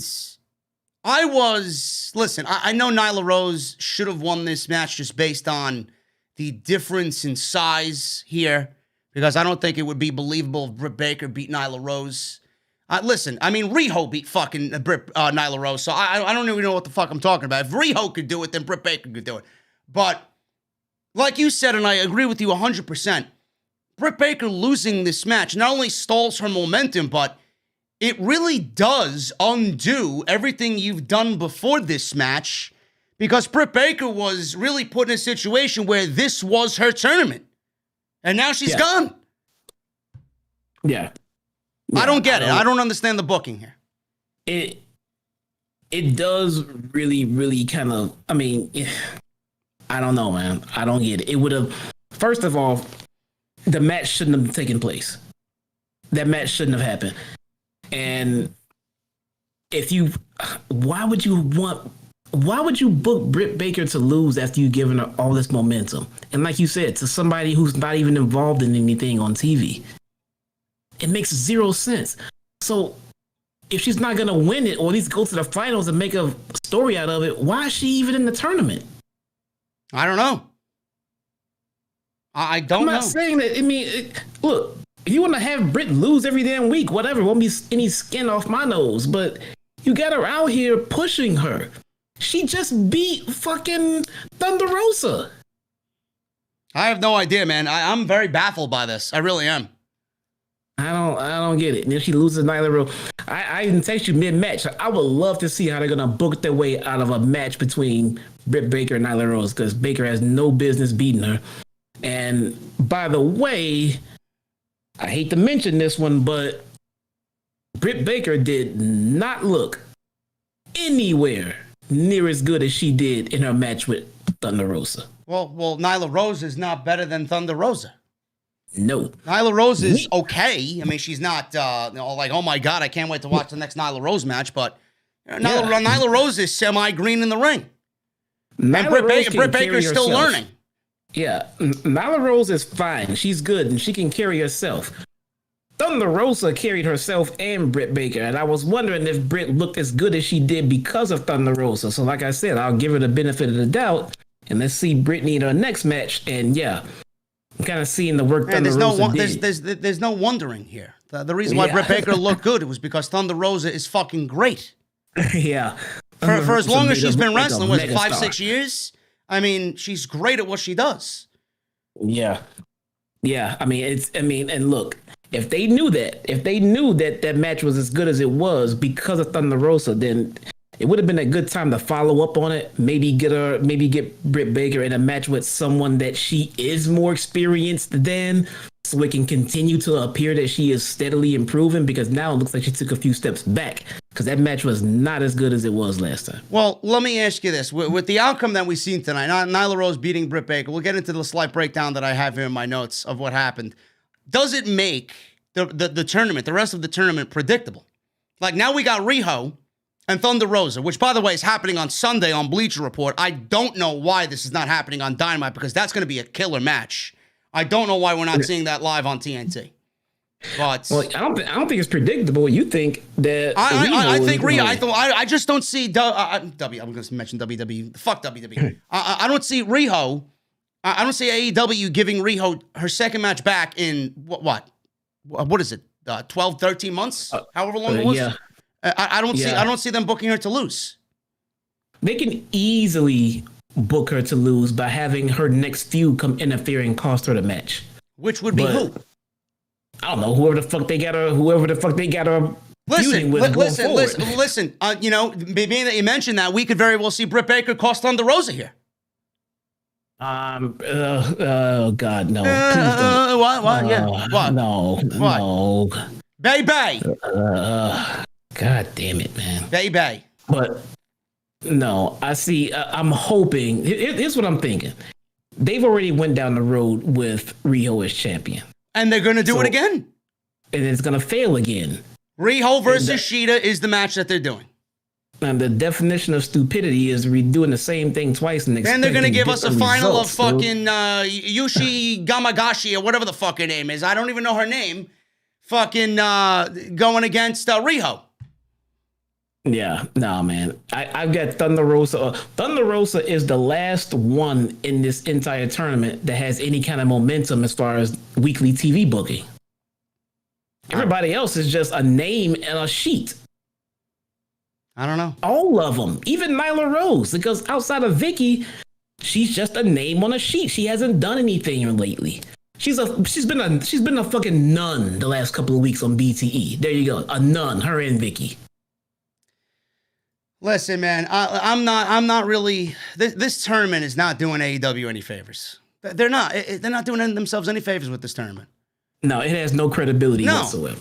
And this is why I complained about it. There's no fucking credit. I don't see anybody that legitimately cares about this tournament. Yeah, the shitty part about the tournament is the winner of it has no prestige because the tournament has no credibility. The title has no prestige because Shida has no fucking opponents and she's been off TV for 2 months. Yeah. Yeah. Just like Asuka. Asuka hasn't defended the fucking title on pay-per-view in 6 months. Like who? Like if you give that title to whomever, like what are they inheriting? A bullshit fucking worthless title that should be much higher than it is. Wait a minute. I think I got an idiot in the chat. Hold on. Brian Mahoney. Who? Riho is over and a staple for them. Her matches are among the highest rated whenever she's on. So Riho's matches are the highest rated on Dynamite. That's good. What does that mean about the division? Well, this is news. This is breaking news. Let me put this on Twitter. Riho is over. Riho is over, yes. Really? Riho is over. Now, maybe I don't know what the hell I'm doing here, but you seem to be a person that does pro wrestling for, what, a living? You wake up, you breathe, you sleep, you dig in the wrestling news. Let me ask you, sir, JD, is Riho over? Riho is over with a very, very, very small percentage of the marks that love AEW. If you ask anybody outside of this circle who the fuck Riho is, the answer would be, huh? No. Who? Now, if you tell me she's over in Japan, I'll believe you. Yeah. I mean, look, again, one of those instances where you might think I'm shitting on Riho. Like I said last week, Riho is fucking phenomenal. Riho is very good at what she does. I'm very much looking forward to the Thunder Rosa match, and I'm going to go out of my way to fucking watch it online. Yes. Now, being fantastic in the ring and an awesome wrestler does not make you over. I mean, and I don't know what the hell you're talking about with her ratings and everything else, but the AEW is not happy with their ratings or whatever Riho. She hasn't been on TV. What the fuck are they talking about? The women's division, Jesse, and Mr. Mahoney, they ain't drawing a fucking dime. No. You ain't buying a fucking ticket when you're allowed to go to a venue where AEW's holding a Dynamite. You ain't buying a fucking ticket to go see their women's division. I'm telling you right now. You're not paying money to go there to go specifically to watch women's wrestling. You may be in a very small fucking handful of people that are actually paying money to go see the women wrestling AEW. It's not to that point yet. The division is not there yet. It very well could be there, and we've mentioned this several times. Thunder Rosa at the top is how you get there. Statlander coming back. You bring in a Tessa. You got Riho. You get Britt Baker to where she needs to be. Nyla Rose, you get her coming along. And then you got Shida. You bring in whoever else you got to get from the indies and sign some people. Boom. You got it. They got all these women on Dark. Jesse, every time Jesse tells me about the women on Dark, he's like, she's not it. She's green as grass, this and that. It's not there. It's not going to be there. It's not there. So if you give Riho the fucking title, what are you actually doing? You're going right back to square one, and the division's going to be right back to where it was on day one, and we don't need that. Like, you learned nothing. Did you learn nothing from the launch of the fucking company? It was a failure. You can't do it again and expect different results. I don't think Riho wins this fucking tournament. Listen, I agree with you. I think giving Thunder Rosa the championship is the direction you need to go in because she right now has all of the momentum in this tournament. You're not going to give it to fucking Yuka Sakazaki or Emi Sakura, whatever the fuck her name is. You're not going to give it to one of those women. You're not going to give it to Riho. She just done nothing with the title. She's actually devalued the title because of the lack of division that there is. No, and the phenomenal one says, I like Riho. Fuck you guys. When did we say we didn't like her? I never said I didn't like her. We didn't say we didn't like her. We praised the shit out of the match last week with Serena Deeb. It was the best match of the night. What are you guys, fucking mental? God damn it! Nobody said You hear what like you her. want. They hear what they want. Fucking Moving Christ. on. The match, this match was okay. It wasn't even all that good. It wasn't all that good because Britt Baker had to be led by Nyla Rose, or she had to lead Nyla Rose. It's like two fucking dance partners who are going opposite ways. You can't do it. And that's a good point. In that match between Nyla Rose and Britt Baker, who's the leader? I don't know who's leading that match. It probably was Britt Baker. From what I gathered, it was Britt Baker. Probably was, which is why it probably didn't come off very well on TV. I mean, there's a lot of moving parts involved with making a good match. Listen, I just don't understand this. I really don't understand this. Like, why is it that every time I mention the women's division on this fucking show, you guys get up in arms about it? Listen, Monday Night Raw's women's division is the worst it's been since the fucking butterfly belt. Where are you fucking people coming at me about me shitting all over them? What is the difference between AEW and WWE's main roster women's divisions? Nothing. They are all trash. They are being booked into oblivion. When the booking starts to correct itself, then me and Jesse and me alone will speak highly and positively about it. They're not getting any preferential treatment because they are of the opposite sex. If it sucks, it sucks. And right now, it's not where it needs to be. And this tournament is not generating a fucking dime of interest for these women. Yeah. As shitty as the women's division is in AEW, I don't think I know I haven't sat here and said anything about these women sucking in the ring. But I think they suck in the ring, I'll tell you. I told you when I thought Britt Baker sucked in the ring, and I did it every week until I thought that she no longer sucked. And I came here and said, she did not suck. She was phenomenal in this match. That doesn't mean that the division is not in shambles. You can have the best wrestlers in the world coming out and doing the stupidest shit, i.e. Monday Night Raw. Listen, you could have easily booked Thunder Rosa against anybody in this tournament and made it a one-on-one match. You could have booked Riho against Serena Deeb if you wanted. You could have had some nice competitive matches and then make a triple threat or a fatal four-way at the pay-per-view. Riho gets a couple of wins back on TV. Thunder Rosa is there because she won a couple of matches. Britt Baker's been hot. You put them in a fucking an elimination match of some sort at the pay-per-view. Well, what was the point of the tournament? I watched 5 minutes of the Japanese side of this thing, and I shut it off because it sucks. Can't invest my time in that shit. I have no emotional investment in anyone on that side. The only one I have emotional investment in here, now she's gone, Britt Baker, and the other one is remaining, and I don't even know what the fuck they're going to do with her after this, is Thunder Rosa. After that, this tournament is a fucking waste of time. Yeah, It's kind of easy to tell right now, no matter what the outcome of this tournament, no matter who it is. I think it's Thunder Rosa. If it is Thunder Rosa, it's not going to do her any benefits if the tournament just had no credibility, if it just sucked. Nobody was invested in it. Nobody gave a shit about it. You can't walk around and claim to be the winner of something that nobody cared about. They didn't put enough into this tournament to give the winner a rub. I forgot what I was going to say. I was going to make a point. I forgot what I was going to say. I think they're going to go Riho and Nyla Rose again. That's what I think they're doing. Yeah, I think they'll go. I think they'll go with Thunder Rosa. None of these women are ready. Big Swole, none of them. Penelope Ford, Thunder Rosa's ready. Well, besides her, she's in a league of her own. But I mean, has AEW even tried to make this division better? Deonna Purrazzo was a free agent. She ended up with Impact. Taya Valkyrie was a free agent. She went to NXT. Tessa Blanchard's out there. Where's she going? She's going right to NXT because I don't see Triple H just leaving her out there. With this women's division that he's developed down there, she's going to feel like a fucking glove there. Is Tony Khan going to go out and get Tessa Blanchard? That would be 3 women that he let go that he could have offered money to. A big sum of money for them to come over and say, you know what? I think it's worth it for me to go over there. And he didn't do that. Do they care about women's wrestling? I know if I have Tony Khan's fucking paycheck or payroll and his bank account, Deonna, Taya, Tessa, Thunder all have contracts waiting.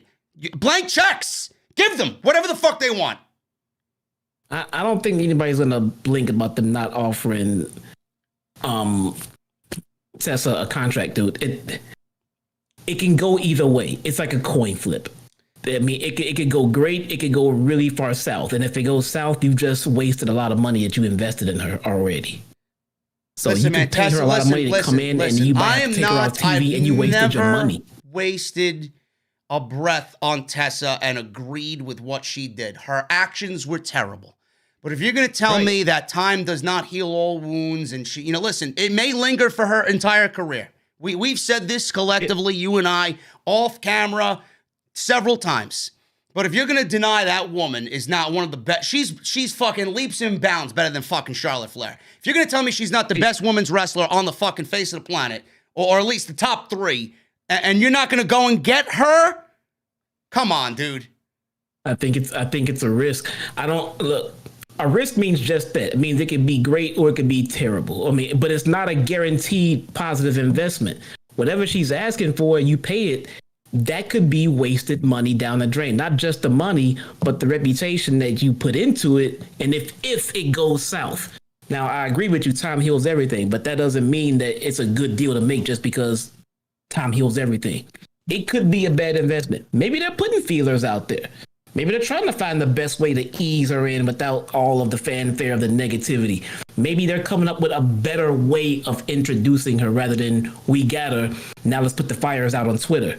Because you can't just ignore it and expect it to go away because you choose to look by it. It's there, and if enough fans shit on it, you will have ended up wasting your time and money. Yeah. So it's a tricky situation with Tessa Blanchard, man. I mean, at this point, I'm with you. I mean, it's probably close to being over. Maybe we should go ahead and give it a shot. But it's not just us they got to worry about, man. They have women in the locker room and wrestlers in the locker room who may have taken great offense to working with somebody like that right now. We don't know. But at the end of the day, that's going to always be a discussion because she's still looming out there. At the end of the day, this tournament, it's not helping AEW's cause at all. No. And this match was a very, very poor representation of this tournament. The Japanese side of things is a very poor representation of the women's division because it's not even AEW's women's division. They're going out and outsourcing women to fill this term because they don't have anything inside the company to fill 16 fucking spots in this tournament. So just by that alone, it's not going to give me the emotional investment I want to have towards these matches. It's really not. If you look at that bracket as a whole, an AEW fan, pure AEW fan, will look at that bracket, look at that whole tree, and just pick out the people that they know and hope that they win. Yeah. And once you see them all falling off and dropping off like flies, then you stop caring because you don't care about the side where you just don't know any of the wrestlers on it. So. Well, this match with Britt Baker and Nyla Rose, the turnbuckle pad was pulled off. Britt pulled the turnbuckle pad off. Rose hit a superplex, but Baker countered and followed up with a suplex into the corner. Baker laid some forearms into Nyla Rose. Rose climbed the top ropes soon thereafter, but was distracted by Rebel. So Rose flattened her with a Uranagi. Now, I didn't know what was going on here. I don't know who the fucking referee was for this match, but Rebel got in the ring, and the referee was looking at her as if she could do whatever the fuck she wants. She's in there. The referee was not saying, get out of the ring. You're not supposed to be here. He just let everything happen.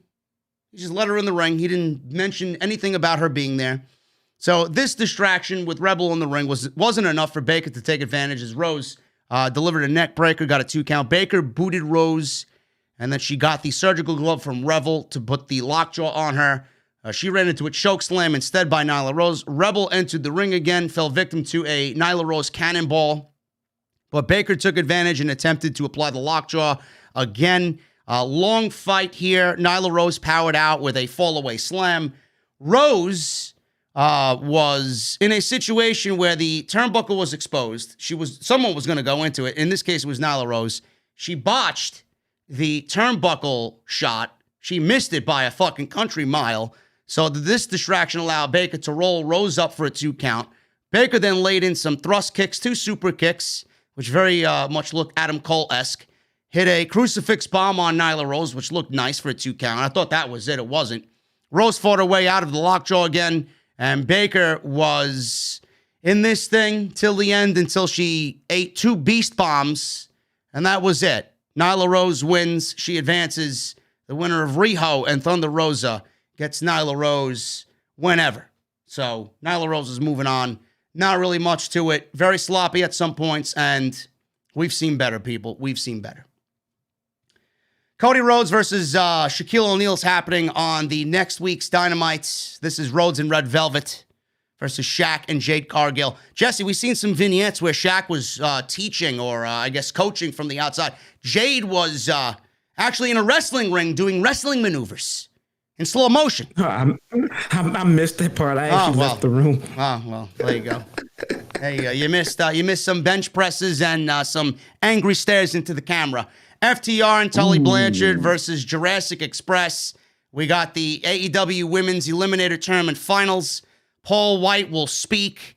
Dark Order versus Matt Hardy and his group.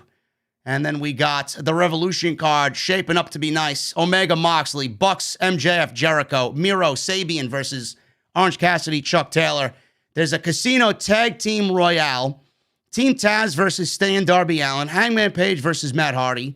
Sheeta versus the winner of this tournament. And then we got the Face of the Revolution ladder match. So that's that. Shaping up to be a very, very good card. And speaking of the ladder match, Jesse, we got Lance Archer and Rey Fenix. This was a match to see who would qualify for that very ladder match at Revolution for a TNT title shot. I have one question, man. Lance Archer and Rey Fenix, they were given a qualifying match. The others that were already announced for the ladder match did not have to qualify. Any answer as to why? No? You don't know? I can't come up with one, no. Okay, well, your silence spoke volumes. Yeah. No. I Anyway. didn't even think about it. Well, I mean, I'm thinking about it. It's what I usually do. But if we had matches like this for that ladder match, I would be a very happy guy. This was a great match. Lance Archer is fucking awesome. Rey Fenix, we don't need to say anything, but they worked very well together.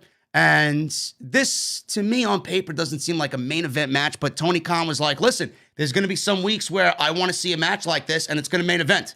Sometimes it's not about pulling a rating, he says.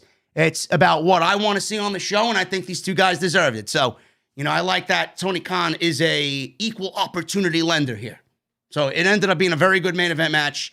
Lance Archer defeats Rey Fenix. I was actually surprised by this, but not surprised at the same time. So Archer was beating down Rey Fenix on the floor, flipping Senton into the barricade. Back in the ring, Archer flattened Fenix with a release vertical suplex. Fenix fought out of a blackout, hit a tiger feint kick right on Lance Archer, midsection. Followed it up with a diving foot stomp, sent Archer to the mat. Fenix had trouble capitalizing here, so Archer crushed him with a release German, almost landed right on top of his head, did Fenix. He followed it up with a rope walk moonsault, which is becoming one of my favorite things about his entire repertoire. Awesome stuff. He got a 2 count there. Fenix tried to fight back with some chops, but he was speared into the corner by Archer. Archer walked into a boot and took a big boot to himself to the face. Fenix walked the rope, and he kicked Archer right in the face for a 2 count. Archer avoided a moonsault, but Fenix seamlessly transitioned into a fucking rolling cutter out of nowhere. Awesome stuff. Archer popped up, hit a fisherman's buster for a 2 count. He tried a top rope chokeslam, but Fenix countered it into a Spanish fly off the top on Lance Archer. Awesome stuff. Fenix then laid in some strikes, but ran right into a pounce. Archer chokeslammed Fenix for a near fall. And we neared a time limit for this match, but Archer, in the end, right before the 15-minute time limit, hit a blackout to advance in the Revolution ladder match. What'd you think of the match, Jesse? And would you like to see these two in the ring again with maybe a little bit more on the line next time? Yeah, these guys, they work pretty well together. You know what? I got down for Archer. You know who Lance Archer reminded me of tonight in the ring in this particular moment this night?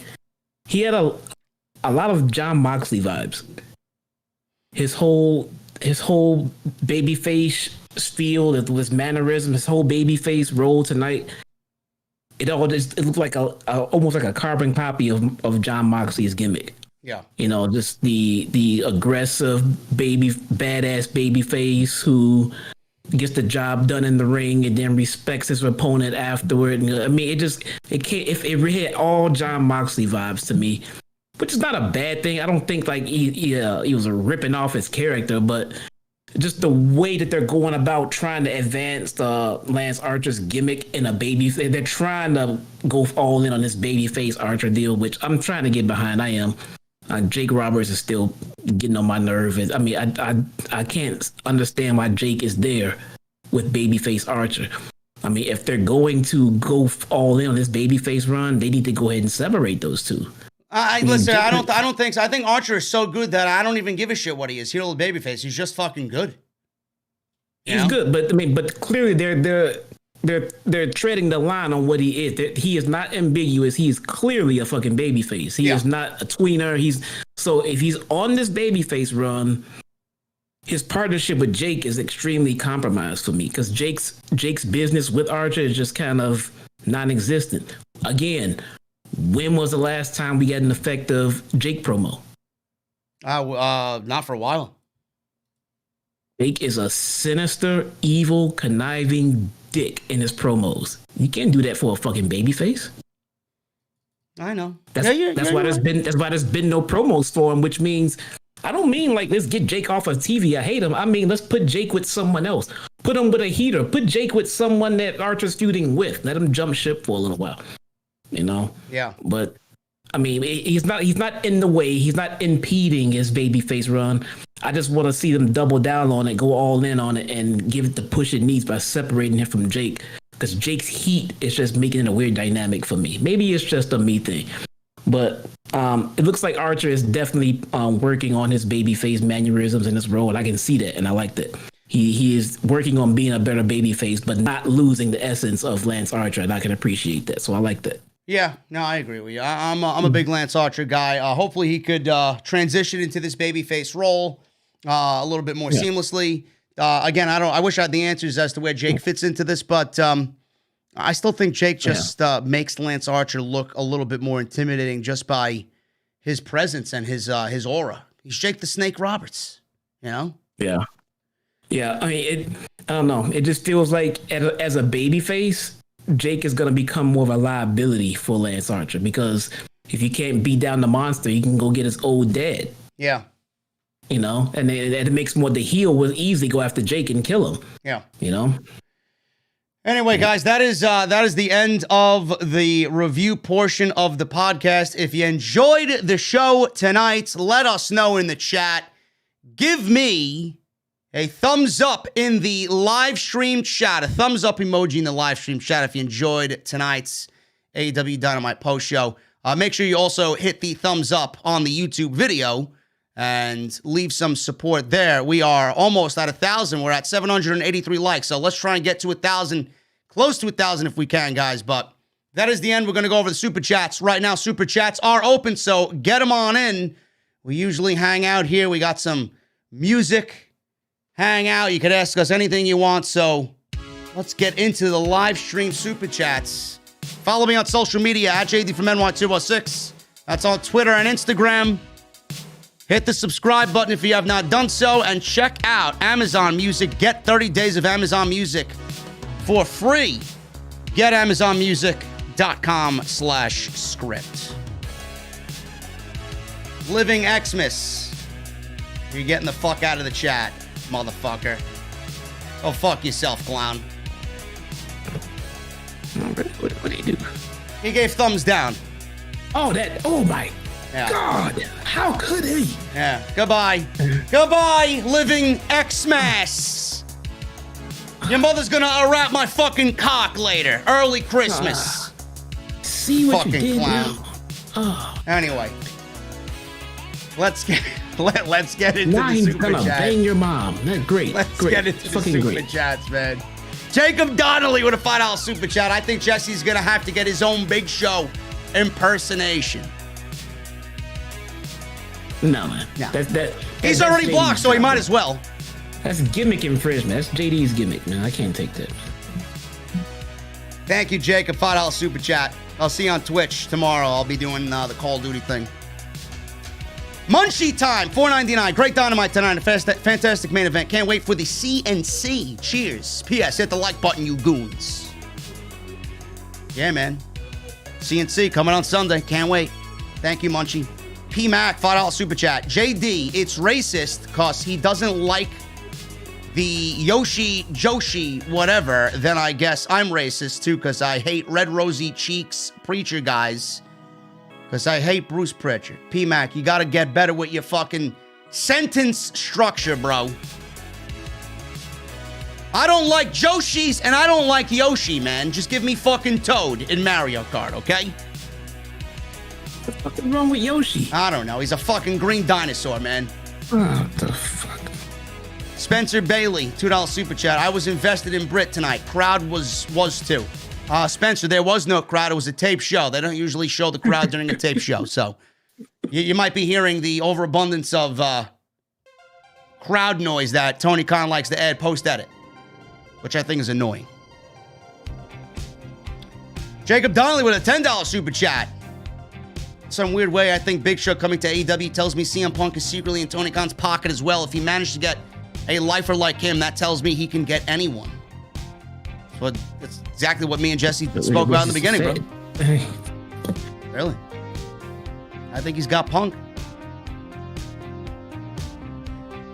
J-Ray with a $5 super chat. Tony Khan has torn down the forbidden doors and cracked wrestling's Pandora's box.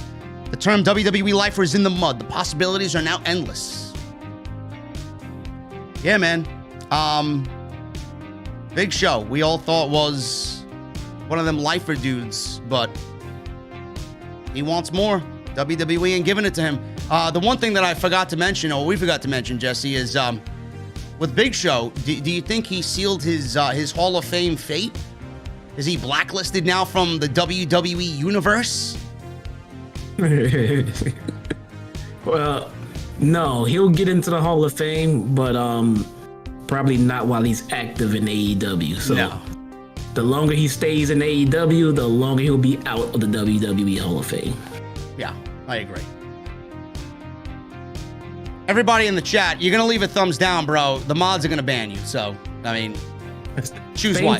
Same for Jericho, choose by the way. He's not getting into the Hall of Fame either until he retires. So... Anti-OTRS, he says, JD, if you get blocked by The Rock, you will be officially the biggest heel in the IWC. Shout out to Hoop Media. Hoop, too sweet. Bro, The Rock is not going to block us on social media.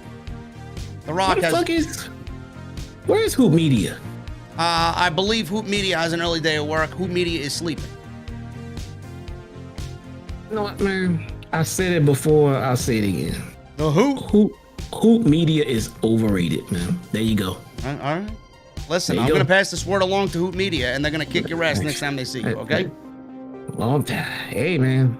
I'm just stating facts, brother. All right. Overrated. Just saying. Robert Lamoa, $5 super chat. Great review, guys. Jesse, I see you getting fully comfortable in front of the camera every week. I'm starting to see JD 2.0 in you. Listen, don't hype this clown up. Thank you. Much appreciated. Don't hype this clown. He's only 1,300 light in Destiny, bro, without his artifact. Yes. Hey. Oh, with his artifact, apparently. Man, I fucking hate this. Can I bench him? This guy is 1,300 light with his artifact. He thinks Lee Johnson sucks, and he's a big fan of Britt Baker. I mean, that's grounds for a dumping, I think. Again, another disclaimer. I never said Lee Johnson sucks. Listen, man, it's not what I heard. Especially since this guy is getting a fucking push, apparently, man. He came out with Arn and got a big W on Dark. All right, let's see. Don't let me hit him up. So, here we go. That Nightmare Factory is cranking out the hits. Who was the girl they brought up? My God, she was the worst She was worse than Britt Baker, bro. Rook Havoc, bro. She's hurt. She got her. She's out for a year because of that match. Yeah. Probably for her feelings got hurt, man. That was terrible. Anna Jay's out 12 months, by the way. Going to be hurt for a year? Anna Jay's out 12 months. Anna Jay, that hurts. Yeah. That fucking hurts.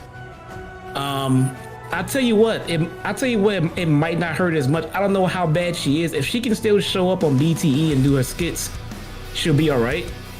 if she can still come out ringside with Tenora Conti, she'll be all right. But if she has to be off TV for a whole year, that is really fucking bad for her character. Yeah. I'm still, I want to look at it positively. She's only 21.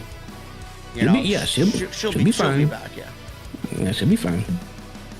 Chili Pepper, are we allowed to thumbs down heel Jesse? Absolutely. No. Absolutely. Christian Rivera in the chat says, Jesse, overrated. Man, I should ban fucking Edgar again for that. Listen, leave Edgar alone. Fucking Edgar. I caught him in the fucking comment section of the YouTube video. I saw. I wasn't gonna see it. I saw it. You thought I wasn't gonna see it, asshole. I saw it, Edgar.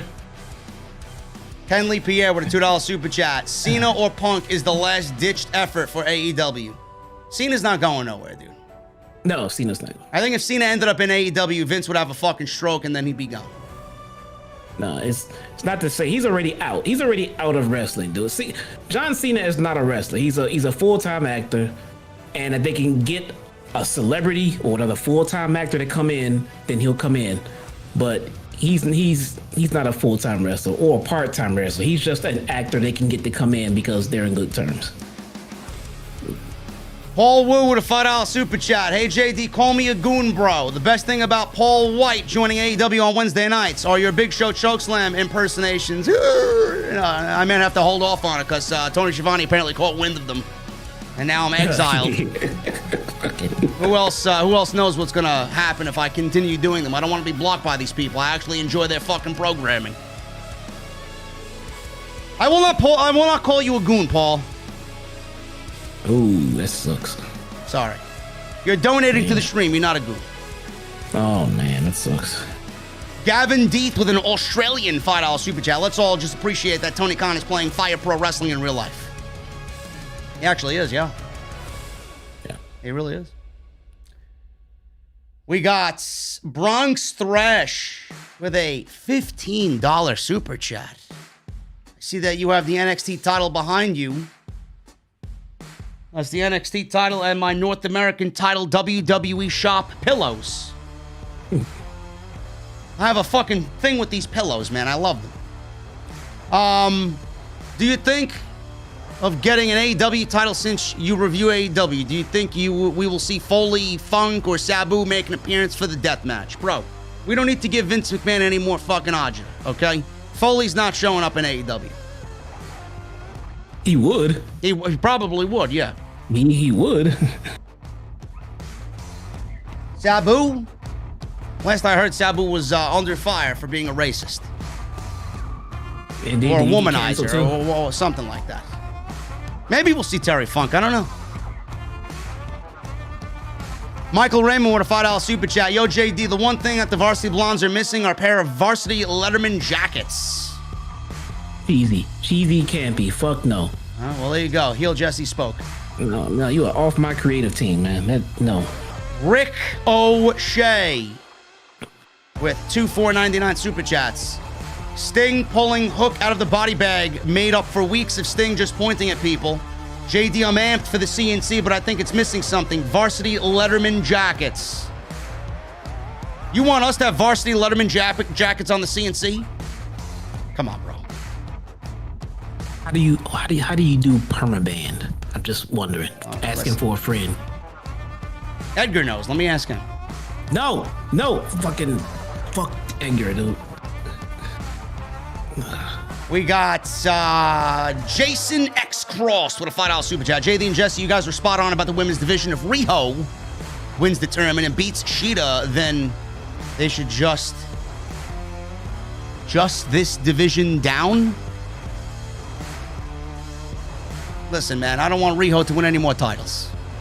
Just give it to fucking Thunder Rosa and call it a day. Call it a fucking day, man. Seriously. King Zagar 94 with a $1.99 UK. Remake It Off My TV shirts starring Braun Strowman in 2021. Maybe I should. Well, he's already blocked me, so doesn't really make a difference. Alexander with a $5 super chat. Ryo Mizunami will win the tourney, sign with AEW, and train the women And Zelina Vega will take the title of Shida with her faction from the Indies, Diamante and Ivelisse. No. No. We have Zelina Vega, who couldn't wrestle Asuka, and you want her to take the title off of fucking Shida? No. Come on, man. There's something going on with Ivelisse and Diamante as far as like, I don't know, contract-wise or booking-wise, because they can find time for these two to be on Dark, but not on TV. And they're some of the best. I don't get it. They need the best that they have on TV wrestling in the women's division. And these guys there's something else going on that we don't know about as far as Diamante and Ivelisse. So maybe it'll come up later. I don't know, man. I thought Ivelisse was a shoo-in for this division, but just kind of floating in the middle of nothing. Yeah, man. Richard Williams with a $2 super chat. What's up, Jesse and JD? How you doing, brother? I did not watch. You didn't watch Dynamite or you didn't watch us? Hopefully it is the fact that you didn't watch Dynamite, but you watched us. And we're doing fine. Awesome. Edgar Estrada with a $20 super chat. What's up, JD? Fenix versus Archer was a great main event. That Spanish Fly spot was badass. The women's division still needs more work. Hoop Media is the greatest. Jesse is just a fucking crybaby goon. Love you, JD, and the OTS family. Edgar, thank you for the $20 super chat, bro. Piece of shit. I will find you. I will end you. I will fucking end you, Edgar. Oh my God. I don't know what's going on between Edgar and Jesse, but it's got the makings of a main event, WrestleMania-esque match. I'll be in the special guest referee spot, and I'll call the match right down the middle, like ECW. Rob Van Dam. Daniel Rodriguez, $4.99. How do you feel if Dana Catering Brooke leaves or gets released from WWE and goes to AEW and does really well in the organization? Listen, if Dana Brooke comes to AEW, their catering department will be in excellent hands. She's learned everything she needs to know from Titus. Devar Davis with a $5 super chat. My second favorite YouTuber, but the best wrestling reviewer of all times. Appreciate that, bro. Just by that, I'm not even going to ask who your number one favorite YouTuber is. It better not be anybody else in the wrestling community. Otherwise, I'm going to get fucking Braun Strowman to run over you. Oh, boy. Jericho 8131 with a $10 super chat. What's up, brother? When she returns, he says, when she returns, do you see them giving Anna Jay the women's championship as part of her comeback story? Could make a really big baby face in that division. Listen, no. Listen, man. Listen, you got to back it up in the ring for me to say Anna Jay is going to be a world champion. And we haven't seen that at all. She's gotten better, but she's not at that level. Jay. All the potential in the world. All the potential in the world. That doesn't mean put the fucking rocket pack to it. That means let the flower grow, bro. Just pour some water on it, let the sun shine, let it grow. Stevie Solutions in the chat. I like this channel. It's so cool and funny. Thank you, Stevie Solutions. Hopefully you hit the fucking subscribe button, bro. Brian Mahoney with a $10 super chat. You guys can huff and puff all you want. You ain't blowing nobody's house down. Just kidding, just kidding. I'm a big fan. You guys need to realize you don't have to lose it on everyone that sees something different. Brian, love you, brother. Thank you for the $10. You clearly don't know YouTube entertainment, man. It's the internet, man. Don't take it so seriously. Yeah, right. One thing I love about the CNC, man, when you guys watch the CNC, you're gonna see the real JD. You're gonna see the real Jerry, I should say. So calm your shit down and just enjoy the brand of entertainment that is, man. This is why I don't understand why people go on social media and block me for the views on this channel. Like, give me a break, man. Guarantee you that everybody's got me blocked would see me differently if it was in real life. You don't need to be so fucking angry, people. It's entertainment. If I was on here boring like a wrestle geek, would you watch? Probably not. You're here because you're entertained. And I'm the best at what I do. Aracia, Canadian $5 super chat. What's up, JD? Are you going to be reviewing any of the new shows?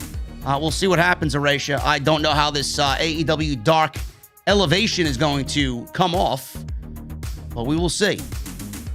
We will see. Octavius Forsen with a $1.99 super chat. Do you think Christian will join AEW? Thanks, bruh. No. Join WWE. He's going to be at WrestleMania. And he's probably going to be injected into the Edge Roman storyline. Envied with a $9.99 super chat. Jesse and Edgar got real heat. I don't think so. Fucking shit. Fuck yes, we do. I'm gonna fucking bench this guy again. Listen. Fuck. Get out of here, man. Leave Edgar alone. Don't fucking abuse your mod capabilities here, bro. See, that's why I don't hide them. I don't ban them from the channel, because then Gamer Girl and fucking Hoot would just unban them. So I just time them out. Ha ha. Ha ha.